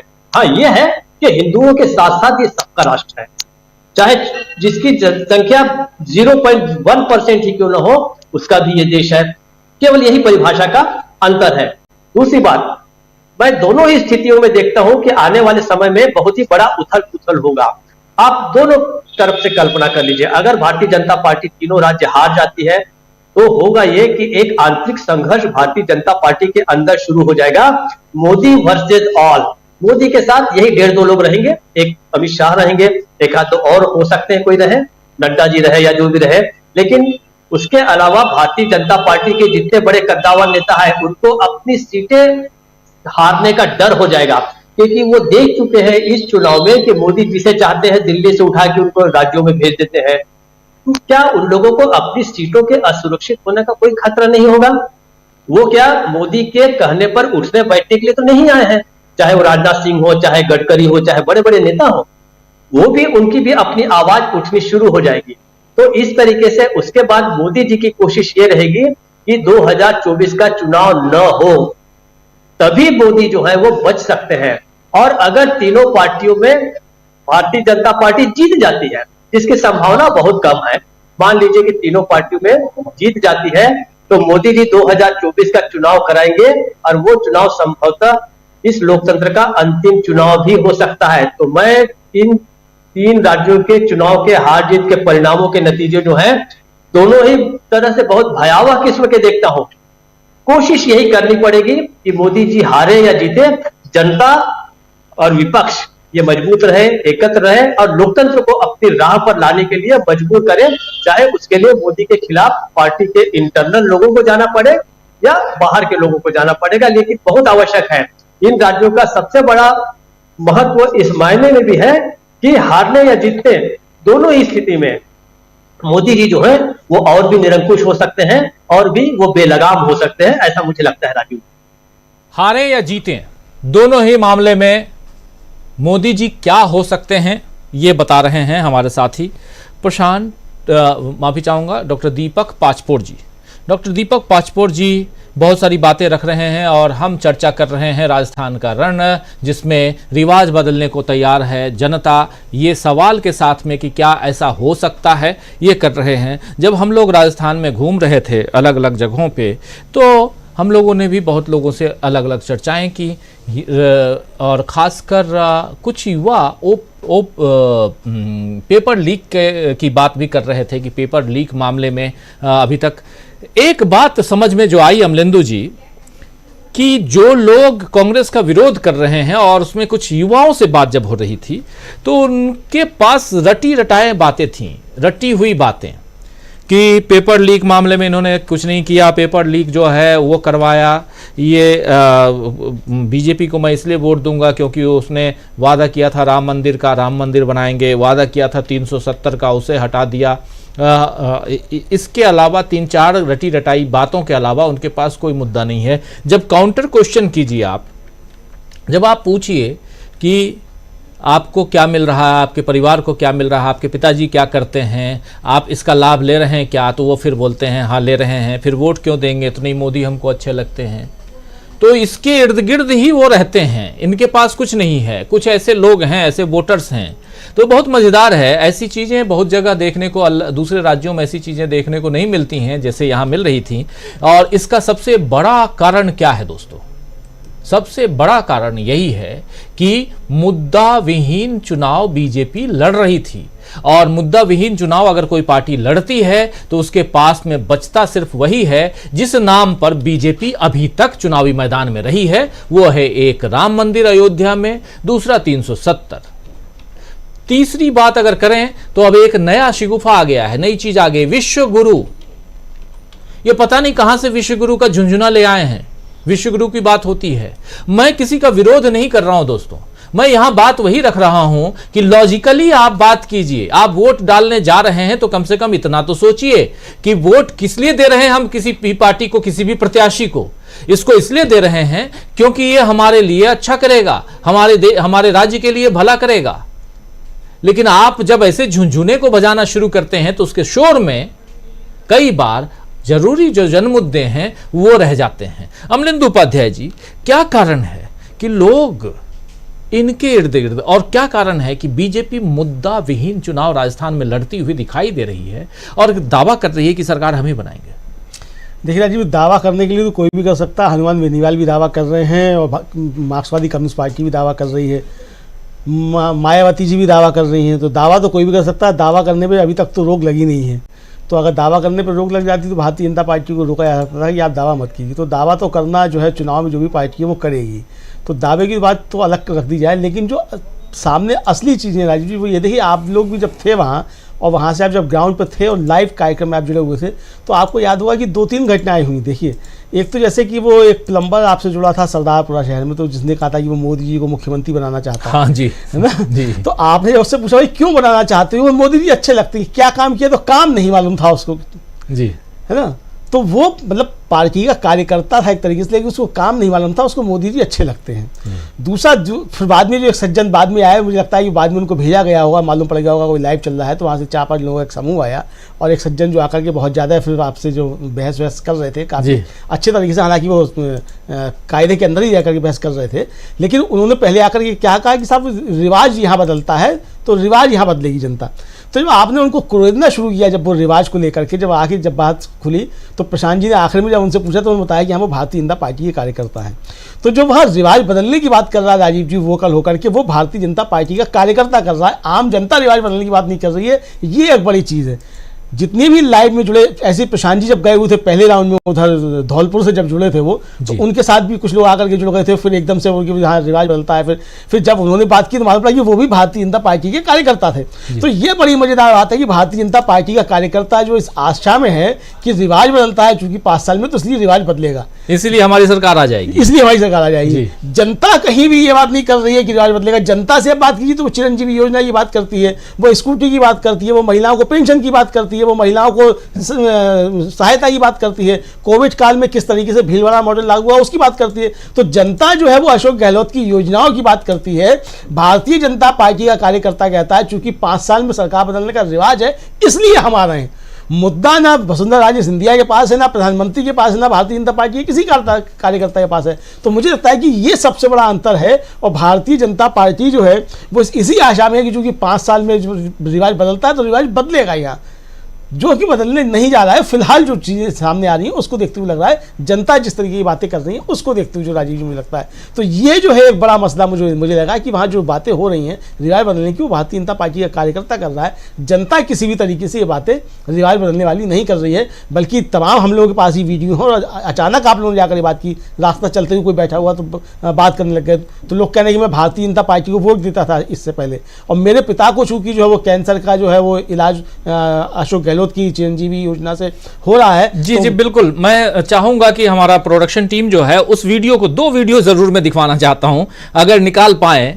तो एक तो ये कि जब हम पाली विधानसभा, पाली संसदीय क्षेत्र के विधानसभा में एक पहुंचे और वहां चाय पीने के लिए रुके थे, जब चर्चा होने लगी तो उनका कहना था कि हम लोग बीजेपी के वोटर्स रहे हैं, लेकिन हमारे पिताजी कैंसर से पीड़ित हैं। हमारी सहयोगी निकिता ने जब बात की तो क्या कुछ कहा उस बंदे ने, वहां के उस बीजेपी के वोटर ने, जरा सुन लीजिए, बहुत इंपॉर्टेंट है ये, जरूर आपको हम सुनाएंगे। और इसके अलावा एक और भी चीज सुनाएंगे आपको कि कैसे, जब मैं ही पूछ रहा था, जब न्यूज पॉइंट कर रहा था जिसके बारे में आप चर्चा कर रहे हैं अमलेंदु उपाध्याय जी, जब चर्चा कर रहा था और उस दौरान आकर के मोदी जी को क्यों जिताएंगे, सीएम बनाना है, पीएम से सीएम बनाना है, ये भी मजेदार है। कुछ चीजें हंसी ठिठोली के लिए अच्छी लगती हैं, लेकिन जनता क्या सोचती है, कैसे ब्रांड के ऊपर ब्रांड क्रिएट किया जाता है, उसका नमूना कुछ आप लोगों के सामने पेश करना चाहता हूं। आप लोग देख चुके होंगे, लेकिन फिर भी चर्चा, जी थोड़ा आप कुछ जोड़ना चाहते थे अमलेंदु जी, जोड़िए, आप अपनी बात रखिए, तब तक हमारी प्रोडक्शन टीम उस वीडियो को निकालती है और आप तक पहुंचाते हैं हम। जी राजीव जी, तो मैं यही कह रहा था कि मतलब जो भारतीय जनता पार्टी के कार्यकर्ता भी हैं और जिनको इन योजनाओं का लाभ मिला है, वो साफ तौर पे कह रहे हैं कि अशोक गहलोत जी की सरकार जो, मतलब देखिए अशोक जी गहलोत या अशोक गहलोत जी कह रहे हैं, मतलब एक और जो आपने दिखाया जो कैंसर का पेशेंट है, खुद दिखा करके अपने शॉल उतार करके दिखाता है कि मैं कैंसर का पेशेंट हूँ, और अशोक जी गहलोत की योजना से मुझको मिला, मैं इससे पहले भारतीय जनता पार्टी का वोटर था, ये बात भी वो कह रहे हैं। तो इस तरीके की जितनी चीज़ें सामने आ रही हैं वो सब ये बता रही हैं कि अशोक गहलोत की योजनाओं ने, वहाँ सरकार की योजनाओं ने अच्छे तरीके से काम किया है, और उसके दम पे कांग्रेस वहाँ लगातार जो है वो सत्ता में आने की बात कर रही है, जबकि भारतीय जनता पार्टी के पास इस तरीके की कोई भी चीज़ नहीं है। और प्रधानमंत्री खुद मजबूर हुए ये बात कहने के लिए कि अगर भारतीय जनता पार्टी की सरकार बनती है तो अशोक गहलोत की योजनाओं को बंद नहीं किया जाएगा, ये प्रधानमंत्री ने कहा खुद वहाँ अपनी चुनावी रैली में। इसका मतलब कि योजनाएं जो है अशोक गहलोत जी की वो काम कर रही हैं, गहलोत सरकार की योजनाएं, और जनता के बीच वो योजनाएं जो हैं वो काफ़ी मकबूल हैं, काफ़ी उनको ज़्यादा उनको वहाँ सराहा जा रहा है, और जनता चाहती है कि अशोक गहलोत की सरकार वहाँ रहे। तो मुझे लगता है कि ये जो अंतर है, भारतीय जनता पार्टी के लोगों के पास जो मुद्दे नहीं हैं और वो रिवाज के बदलने के आधार पर जो टिके हुए हैं उस पर उनको आस है, जबकि जनता जो है वो अब रिवाज बदलने पर आमादा दिखाई पड़ रही है। अभी तक जो सामने चीज़ें आई, सिर्फ हमारी ही नहीं राजीव जी, और लोगों की भी जो गए हैं उनकी भी रिपोर्ट्स जो आई हैं, जैसा मैंने न्यूज़ पॉइंट में फिर बताया था परसों कि एक सोशल मीडिया पे वीडियो वायरल हो रहा है, शायद यूथ कांग्रेस ने उसको शेयर किया था, कि एक वो मुख्य धारा का जो कॉरपोरेट चैनल कहा जाता है उसके संवाददाता हैं, और वो 4 महिलाओं से बातचीत कर रहे हैं। तो उन्होंने, एक महिला कहती है कि यहाँ जो बीजेपी का कैंडिडेट है वो मेरा जेठ है, और दूसरी कहती है कि उसका भाई है वहाँ का जो बीजेपी कैंडिडेट है। वो कह रही है कि हम चाहते हैं कि यहाँ तो हमारा वो जेठ और भाई जीते, लेकिन जयपुर में सरकार जो है वो अशोक गहलोत की बने। तो वो चौंक गए एकदम से वो संवाददाता महोदय का कि क्या मतलब कि आप चाहते हैं जयपुर में, राजस्थान में सरकार अशोक गहलोत की बने? तो हाँ बिल्कुल, हम चाहते हैं अशोक गहलोत की सरकार बने, क्योंकि अशोक गहलोत ने काम किया है और जनता के लिए जो अशोक गहलोत अच्छे हैं। ये भारतीय जनता पार्टी का प्रत्याशी जो है उसकी मतलब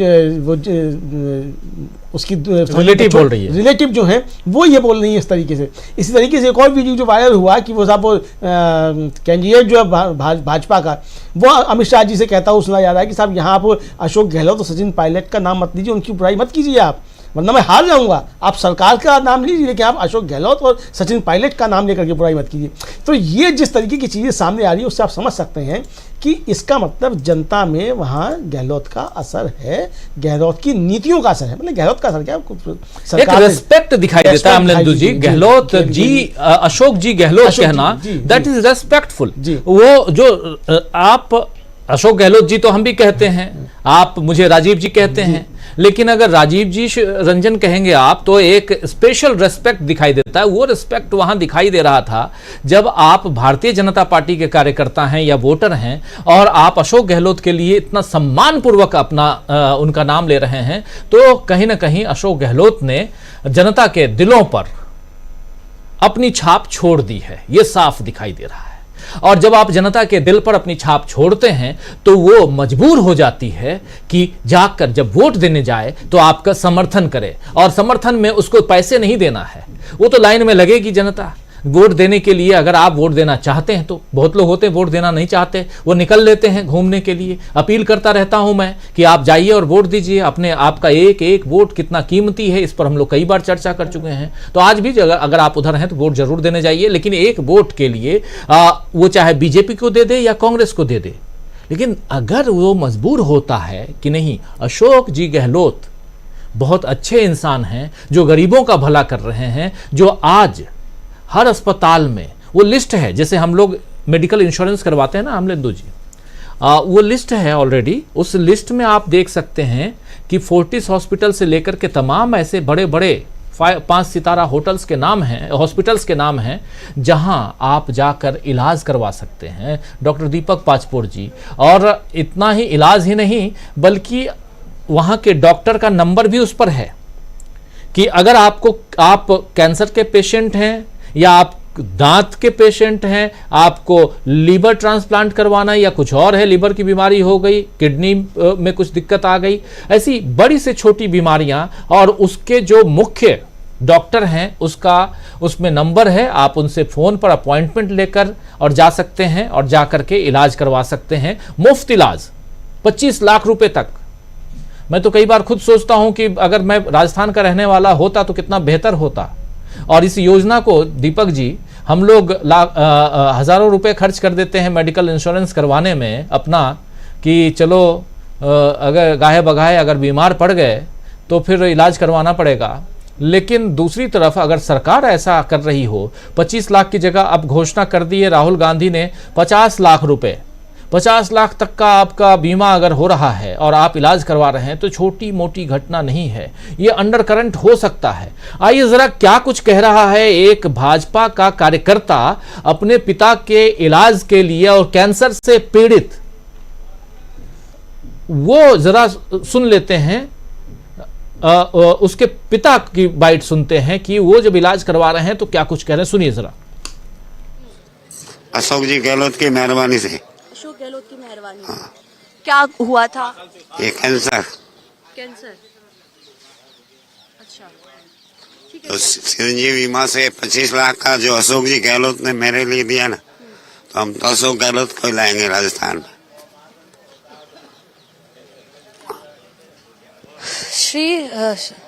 बीमा योजना जो है ना अशोक गहलोत की, वो यहाँ पे ऐसा लग रहा है कि लोगों के बीच वो हनुमान जी जो बूटी लेकर के आए थे ना, वो यहाँ पे वो काम कर रही है यहाँ पे बीमा योजना के तौर पे। आप देख चुके हैं, अभी हम लोगों से बात की, उनका कहना है कि सबसे जो सफल रहा है वो बीमा योजना एक सबसे ज्यादा सफल रही है। मगर फिर भी ये हम आपको बता दें कि 3 तारीख को क्या नतीजे आएंगे ये तो देखना होगा, क्योंकि बहुत राजस्थान की जो राजनीति है वो बहुत दिलचस्प है। लोग जितने हम आपको बता दें कि हम अशोक जी गहलोत ने तो राजस्थान में बहुत भले किए, जहाँ लोगों के पास 500 मोबाइल नहीं थे, 8-8 हजार के मोबाइल दिए, और 25-25 लाख का जो बीमा किया ना, उनके लिए तो अशोक जी गहलोत हमारे लिए भगवान है। और हमको तो यही बार अशोक जी गहलोत ही आएंगे राजस्थान। अशोक जी गहलोत चाहिए राजस्थान में। बस बोले पता। तो सुन रहे थे आप, अशोक जी गहलोत आएंगे राजस्थान में। जरा इससे पहले इनके बेटे से भी बात हुई थी, वो भी आपको सुनवाना चाहूंगा, थोड़ी देर बाद जरूर सुनवाता हूं। जब मैं ये कहता हूं कि सुना रहा हूं तो हमारी जो टीम है उसमें हड़कंप मच जाती है, वो परेशान हो जाते हैं कि जल्दी से कैसे निकालें, क्योंकि पुराना आप जानते हैं कि आर्काइव से निकालना होता है। तो इसलिए मैं अपनी टीम से भी अपील करूंगा, घबराएं नहीं। हमारे साथी जो दर्शक साथी हैं वो भी इत्मीनान से हमें देखते हैं, हम पर भरोसा करते हैं। आप पर हमारा भरोसा, हम पर आपका भरोसा है, कायम है। है और यही भरोसा उधर हम देख रहे हैं राजस्थान की सरकार पर। अगर जनता कायम रखे तो इससे बेहतर क्या हो सकता है। और सरकार किसी की भी हो, भरोसेमंद सरकार होनी चाहिए। हम यहाँ किसी पार्टी विशेष के लिए अपील करने नहीं बैठे हैं, लेकिन इतना जरूर है कि जनता के लिए अगर आप सोचते हैं तो फिर आपसे बेहतर कोई नहीं हो सकता। आज अशोक गहलोत की सरकार है और एक कैंसर का पेशेंट अगर कह रहा है कि अशोक जी गहलोत की वजह से मैं इलाज करवा पा रहा हूं, और ये आपको बता दूं इससे पहले इन्होंने बताया है कि मैं भाजपा का और इस एरिया में 6 बार का विधायक, उसके खिलाफ अगर आकर के लोग बोल रहे हैं और वो खुद आकर ये नहीं बोल रहे हैं, ये चिरंजीवी स्वास्थ्य बीमा योजना के कारण यहां पर बोला जा रहा है। वो चिरंजीवी स्वास्थ्य बीमा योजना ने अपना असर ऐसा दिखाया है कि आज भाजपा के कार्यकर्ता भी आकर मुखर होकर के अगर कांग्रेस के बारे में, कांग्रेस के पक्ष में, अशोक गहलोत की योजनाओं के पक्ष में अगर अपनी बात रख रहे हैं तो ये छोटी बात नहीं हो सकती है। दीपक जी, कैसे क्या देखते हैं आप, कैसे देखते हैं इसको? राजीव जी, ये जो सारी चीजें आप अभी दिखा रहे हैं, लोगों की जो भविष्य दिखा रहे हैं और जो वर्तमान परिस्थिति है, अब आप एक कल्पना कीजिए, पिछले 75 सालों का हम इतिहास देखें, हमारे पुरखे जो थे, खासकर अगर हम पिताजी से बात करें, वो कोई बहुत हमारे जितने पढ़े लिखे नहीं थे, लेकिन उन्होंने किन चीजों के लिए वोट किया था? उन लोगों ने वोट किया था भाखड़ा नंगल डैम के लिए, IIM के लिए, IIT के लिए, नेहरू के लिए किया था जो खेती को सुधार रहे थे। इंदिरा गांधी के दौरान शायद किया होगा, हरित क्रांति के लिए किया होगा, 1971 में उनकी जीत के लिए किया होगा, 20 पॉइंट प्रोग्राम के लिए किया होगा, गरीबी तो इस बीच ब्रेकिंग देखिए, राजस्थान में मतदान में आई तेजी। अब मतदान में तेजी आ गई है राजस्थान में, जैसे जैसे सुबह से दिन की ओर अग्रसर हो रहा है राजस्थान। आप देखिए 11 बजे तक 24.74%, 11 बजे तक 9 बजे तक 9.77%, लेकिन अब एक लंबी छलांग लगाते हुए यहां उदयपुर में देखिए सबसे कम 21.07% राजस्थान में मतदान में तेजी आई। ब्रेकिंग न्यूज आप देख रहे हैं और इस ब्रेकिंग में आपको हम बता रहे हैं कि लगभग 25% की वोटिंग हो चुकी है राजस्थान में, और उसमें भी उदयपुर में सबसे कम, धौलपुर में सबसे ज्यादा। धौलपुर में 30.25% की वोटिंग हुई है, उदयपुर में सबसे कम 21.07% की वोटिंग हुई है। उदयपुर में सबसे कम, धौलपुर में सबसे ज्यादा। और इस तेजी में हिस्सेदारी जो है वो जनता की है। जनता ज्यादा से ज्यादा निकले, बाहर निकल के आए और वोट दे अपने वोट का प्रतिशत। लेकिन सबसे बड़ी बात यहां यह है कि राजस्थान में अभी तक कोई भी कहीं से भी किसी भी प्रकार की हिंसा या ऐसी घटना, हिंसक वारदात की कोई खबर नहीं है, और शांतिपूर्ण मतदान पूरे प्रदेश में पूरी 199 सीटों पर अगर करवाई जा रही है तो सरकार नहीं बल्कि चुनाव आयोग इसके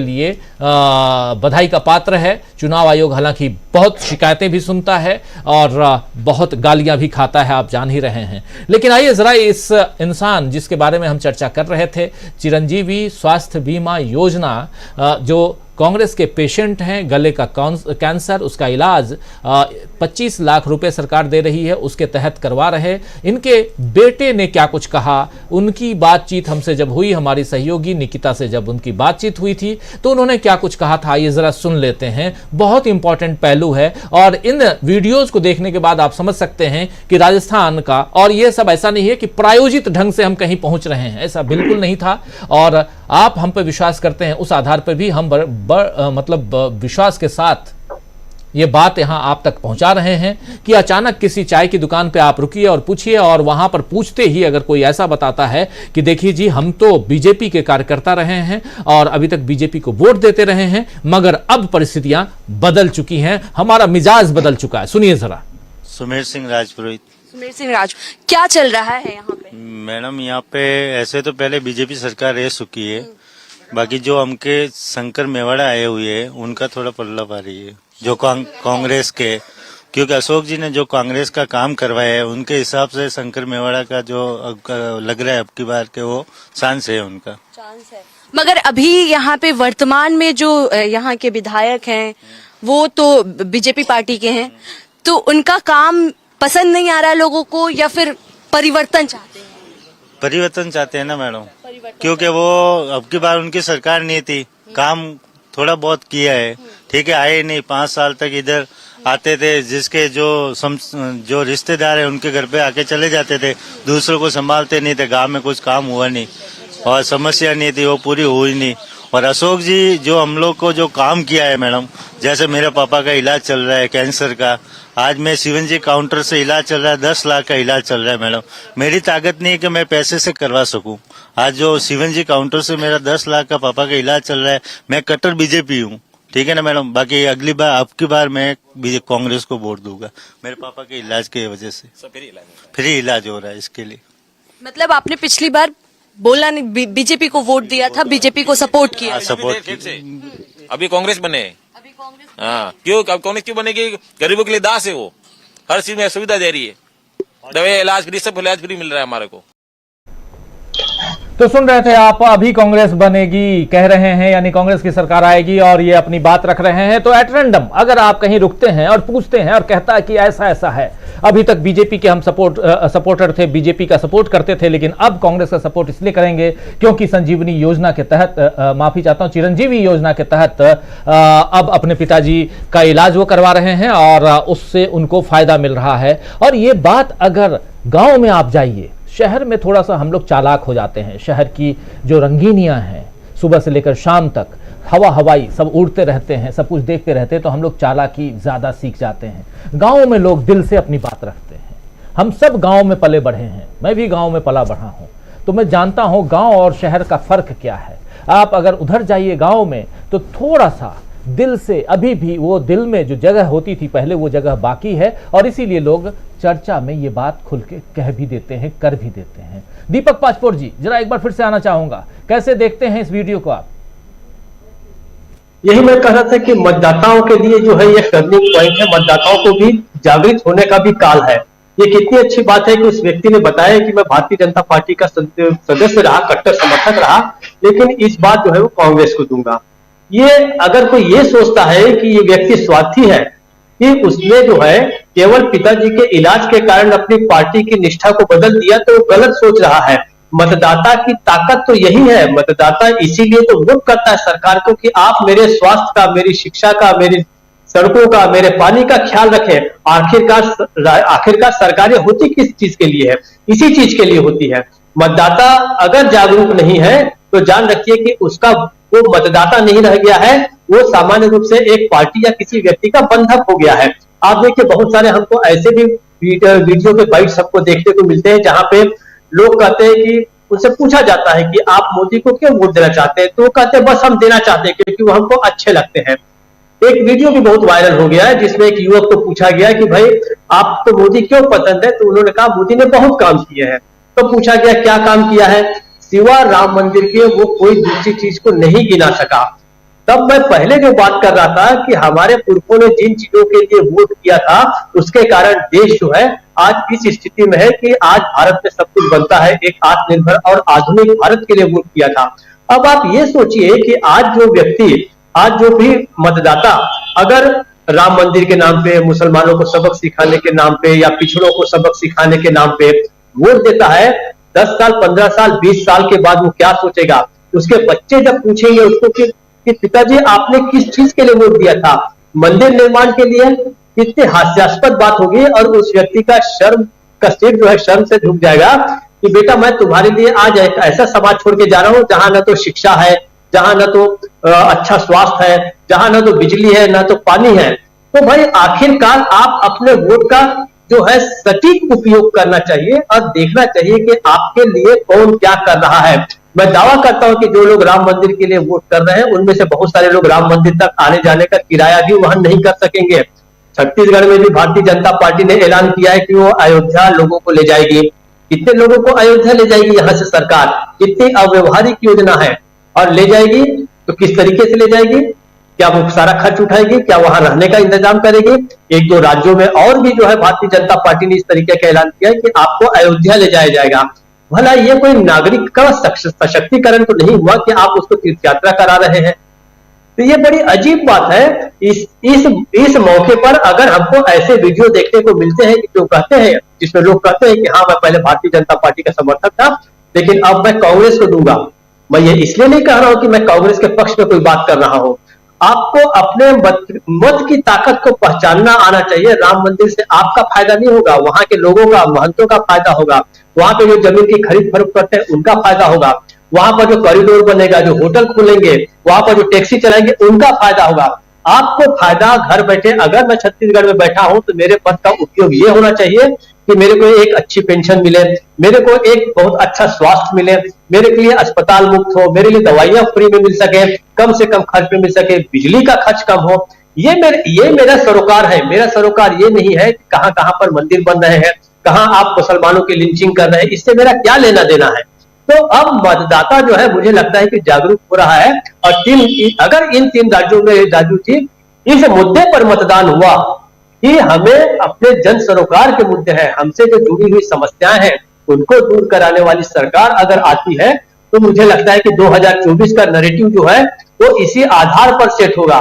उसके बाद ये सब चीजें जो है वो हवा में उड़ जाएंगी।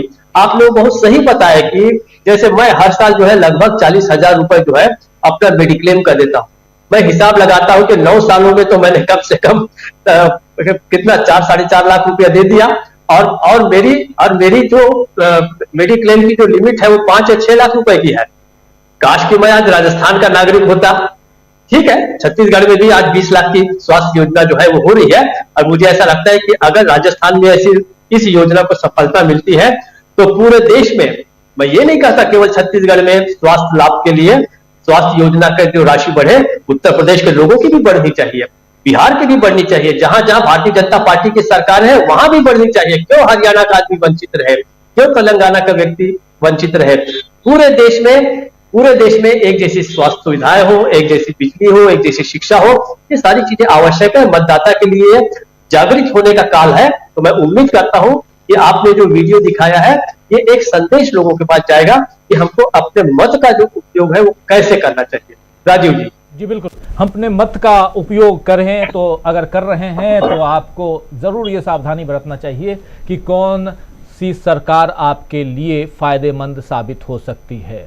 जनता के मुद्दों, जनता के हित की बात करने वाली सरकार को ही चुनिए। ये बिल्कुल आप उसमें मत भटकिए, मत बहिए कि आपके ऊपर किसी और ढंग का पर्दा या चादर रख कर के कहा जाए कि सब कुछ हरा हरा ही दिखाई दे रहा है। तो आना चाहता हूं अमलेंदु जी आपके पास। देखिए राजीव जी, बिल्कुल सही बात है। जनता इस डेमोक्रेसी में, इस लोकतंत्र में मालिक तो जनता ही है। और भली बातें कोई कुछ भी करता हो, कोई मैजिक की बातें करता हो, कोई कुछ भी करता हो, लेकिन सब कुछ निर्भर करता है जनता के ऊपर। तो ये जो समय आता है वोटिंग का, मतदान का समय, तो ये असल में हमारा भविष्य तय करता है। और हमारे हाथ में ये होता है कि हम अपना भविष्य किस तरीके से बनाना चाहते हैं। तो ये जनता के हाथ में है कि आप किस तरीके की सरकार चाहते हैं। क्या आप इस तरीके की सरकार चाहते हैं जो आपके लिए काम करे, जो जनता के लिए काम करे, जो जनता के प्रति सरकार की जिम्मेदारियां उनको अच्छे तरीके से निभाए, उनको पूरा करें। अगर आप ऐसी सरकार चाहते हैं तो जो नीतियां जिन सरकारों की हैं, जिन पार्टियों की, उनको आपको देखना पड़ता है।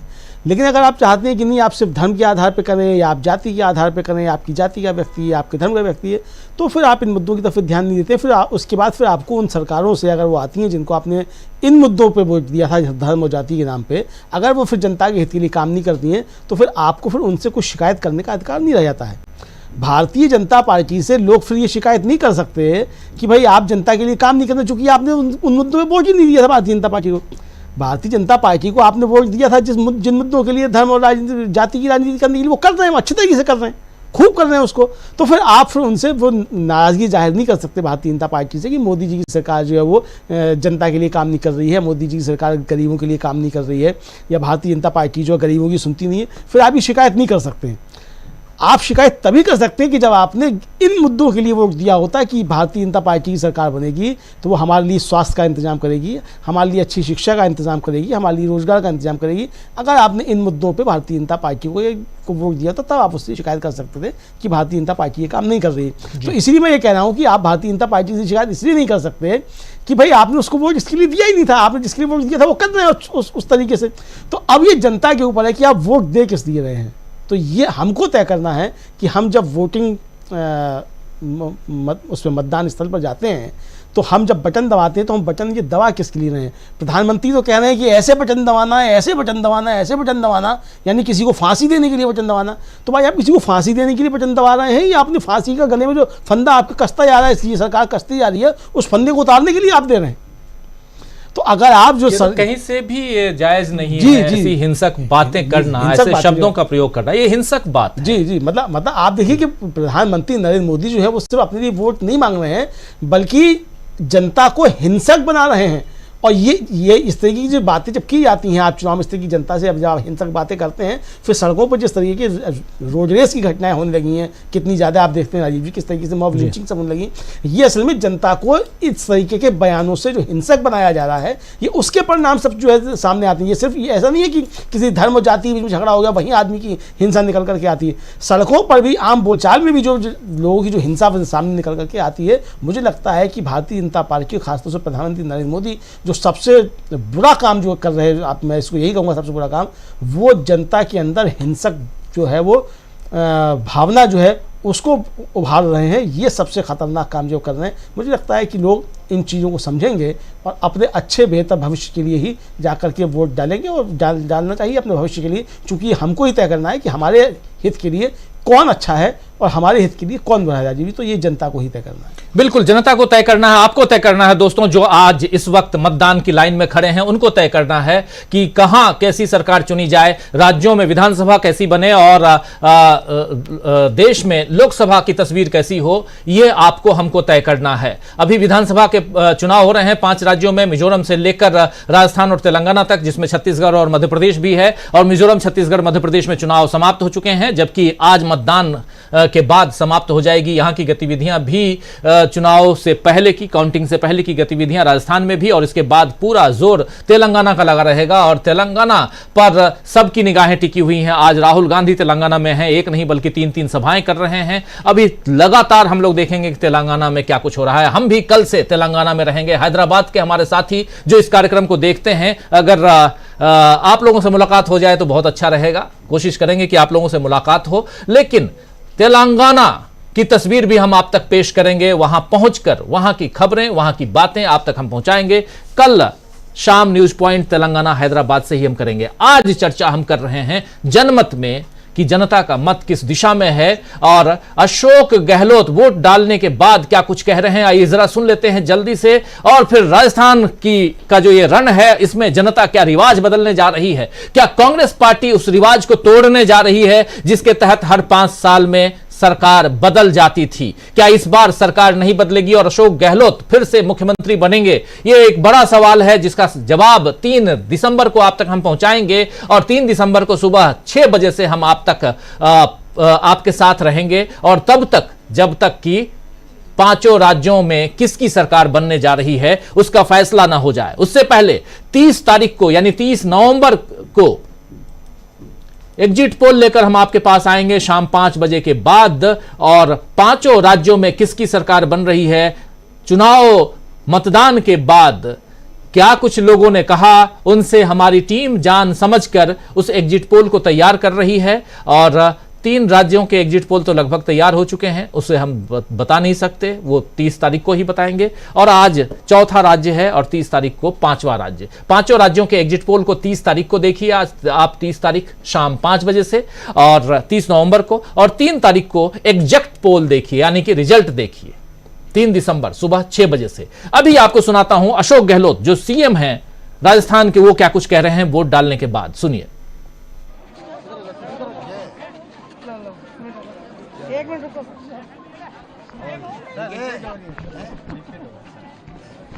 सर राजपुरा में है, अपने घर में है, प्यार मिल रहा है, कैसा? देखिए आप, आपके सामने ही हो रहा है इधर प्यार दुलार। ये मेरा मोहल्ला है, मेरे मोहल्ले के अंदर बुजुर्ग महिला है, इनको मेरा बचपन याद आता होगा, मेरा बचपन याद आता है, इसलिए आशीर्वाद दे रही है मुझे, ठीक है ना। सर चौथी बार आपको लग रहा है कि आप मुख्यमंत्री बन रहे हैं और आपकी सरकार जो है वो रिपीट हो रही है, क्या आपको? रिपीट हो रही है, सरकार रिपीट हो रही है। और जो गारंटियां आपने दी है, आपको लगता है गारंटियों की कैपेबिलिटी बहुत हाई है, बहुत हाई कैपेबिलिटी गारंटियों की है, सरकार उसमें रिपीट होगी इस बार। और बीजेपी कह रही है सर कि मोदी जी का नाम चल रहा है, मोदी जी उनकी बातों में कोई दम नहीं है। ये चुनाव मोदी जी का नहीं है, विधानसभा चुनाव है। 25 तारीख के बाद में, आज के बाद में ये सब लोग गायब हो जाएंगे, ये 5 साल बाद आएंगे सब लोग, हम लोग यहीं रहेंगे हम जनता के बीच जाएंगे, उनके सुख दुख में भागीदार बनेंगे, विकास की बात करेंगे, आते जाते रहेंगे उनके बीच में। वो नहीं आने वाले, 5 साल बाद आएंगे सब लोग। आप समझ सकते हो जनता के लिए हाथ रहेगी। तो सुन रहे थे आप अशोक गहलोत जब वोट डालकर निकले तो उन्होंने क्या कुछ कहा है। मोदी जी का चुनाव नहीं है, ये विधानसभा का चुनाव है और ये लोग अभी तो दिखाई दे रहे हैं लेकिन 5 साल बाद फिर दिखाई देंगे, सरकार हमारी बनेगी, पूरा कॉन्फिडेंट दिखाई दे रहे हैं, नजर आ रहे हैं अशोक गहलोत। और हो भी क्यों नहीं, क्योंकि उनकी योजनाएं बोल रही हैं। अगर बीजेपी के समर्थक भी कहें कि हम वोट इसलिए इस बार कांग्रेस को देंगे क्योंकि हमारा इलाज उनकी योजनाओं से हो रहा है, और ये सबसे बड़ी बात है। हो सकता है कि कुछ लोग कहें इलाज भी करवा लें लेकिन हम तो भाई वोट हमेशा बीजेपी को देते आए हैं, उन्हीं को देंगे। तो ऐसे लोग भी मिलते हैं और ऐसे लोग भी मिलते हैं जो नमक हरामी नहीं करते हैं। ये बहुत बड़ी बात है। नमक खाते हैं, नमक का कर्ज चुकाते हैं, ये बहुत बड़ी बात है। इसीलिए भी यहां समझना जरूरी है कि आखिर प्रधानमंत्री नरेंद्र मोदी के नाम पर चुनाव लड़ने वाली बीजेपी क्या अशोक गहलोत को चुनौती उतनी मजबूती के साथ पेश कर पाई है कि आने वाले समय में बीजेपी की वहां सरकार बन जाए। कई सारे सवाल हैं, इन सवालों का जवाब हम खोजेंगे। इस कार्यक्रम को यहीं अब समाप्त करने की इजाजत चाहूंगा क्योंकि 2 घंटे से आप सबके बीच हम जुड़े हुए हैं, बने हुए हैं। 10 बजे से लेकर अब 12 बजने को है। आप लोग भी चाय की चुस्कियां लेना चाहेंगे और हम भी थोड़ी सी चाय की चुस्कियों के साथ अगले प्रोग्राम की तैयारी करेंगे। और अभी थोड़ी देर बाद राहुल गांधी की रैली होने वाली है तेलंगाना में, वो भी हम आप तक लाइव पहुंचाएंगे। तो राहुल गांधी क्या कुछ तेलंगाना में कह रहे हैं वो भी हम आप तक पहुंचाएंगे, और उधर राजस्थान में क्या कुछ चल रहा है अभी तक का अपडेट आप जान रहे हैं कि लगभग 25% की वोटिंग हो चुकी है। 25% की वोटिंग के बाद तस्वीर क्या कुछ बन रही है ये आज पता नहीं चलेगा। आज पता चलेगा बस यही कि कितने प्रतिशत वोटिंग हुई, और अभी तक सबसे बड़ी बात है कि वोटिंग शांतिपूर्ण ढंग से चल रही है। बहुत बहुत शुक्रिया अदा करना चाहता हूं दीपक जी, आपका बहुत बहुत शुक्रिया अदा करना चाहता हूं, धन्यवाद देना चाहता हूं अमलेंदु उपाध्याय जी, और बहुत बहुत धन्यवाद बहुत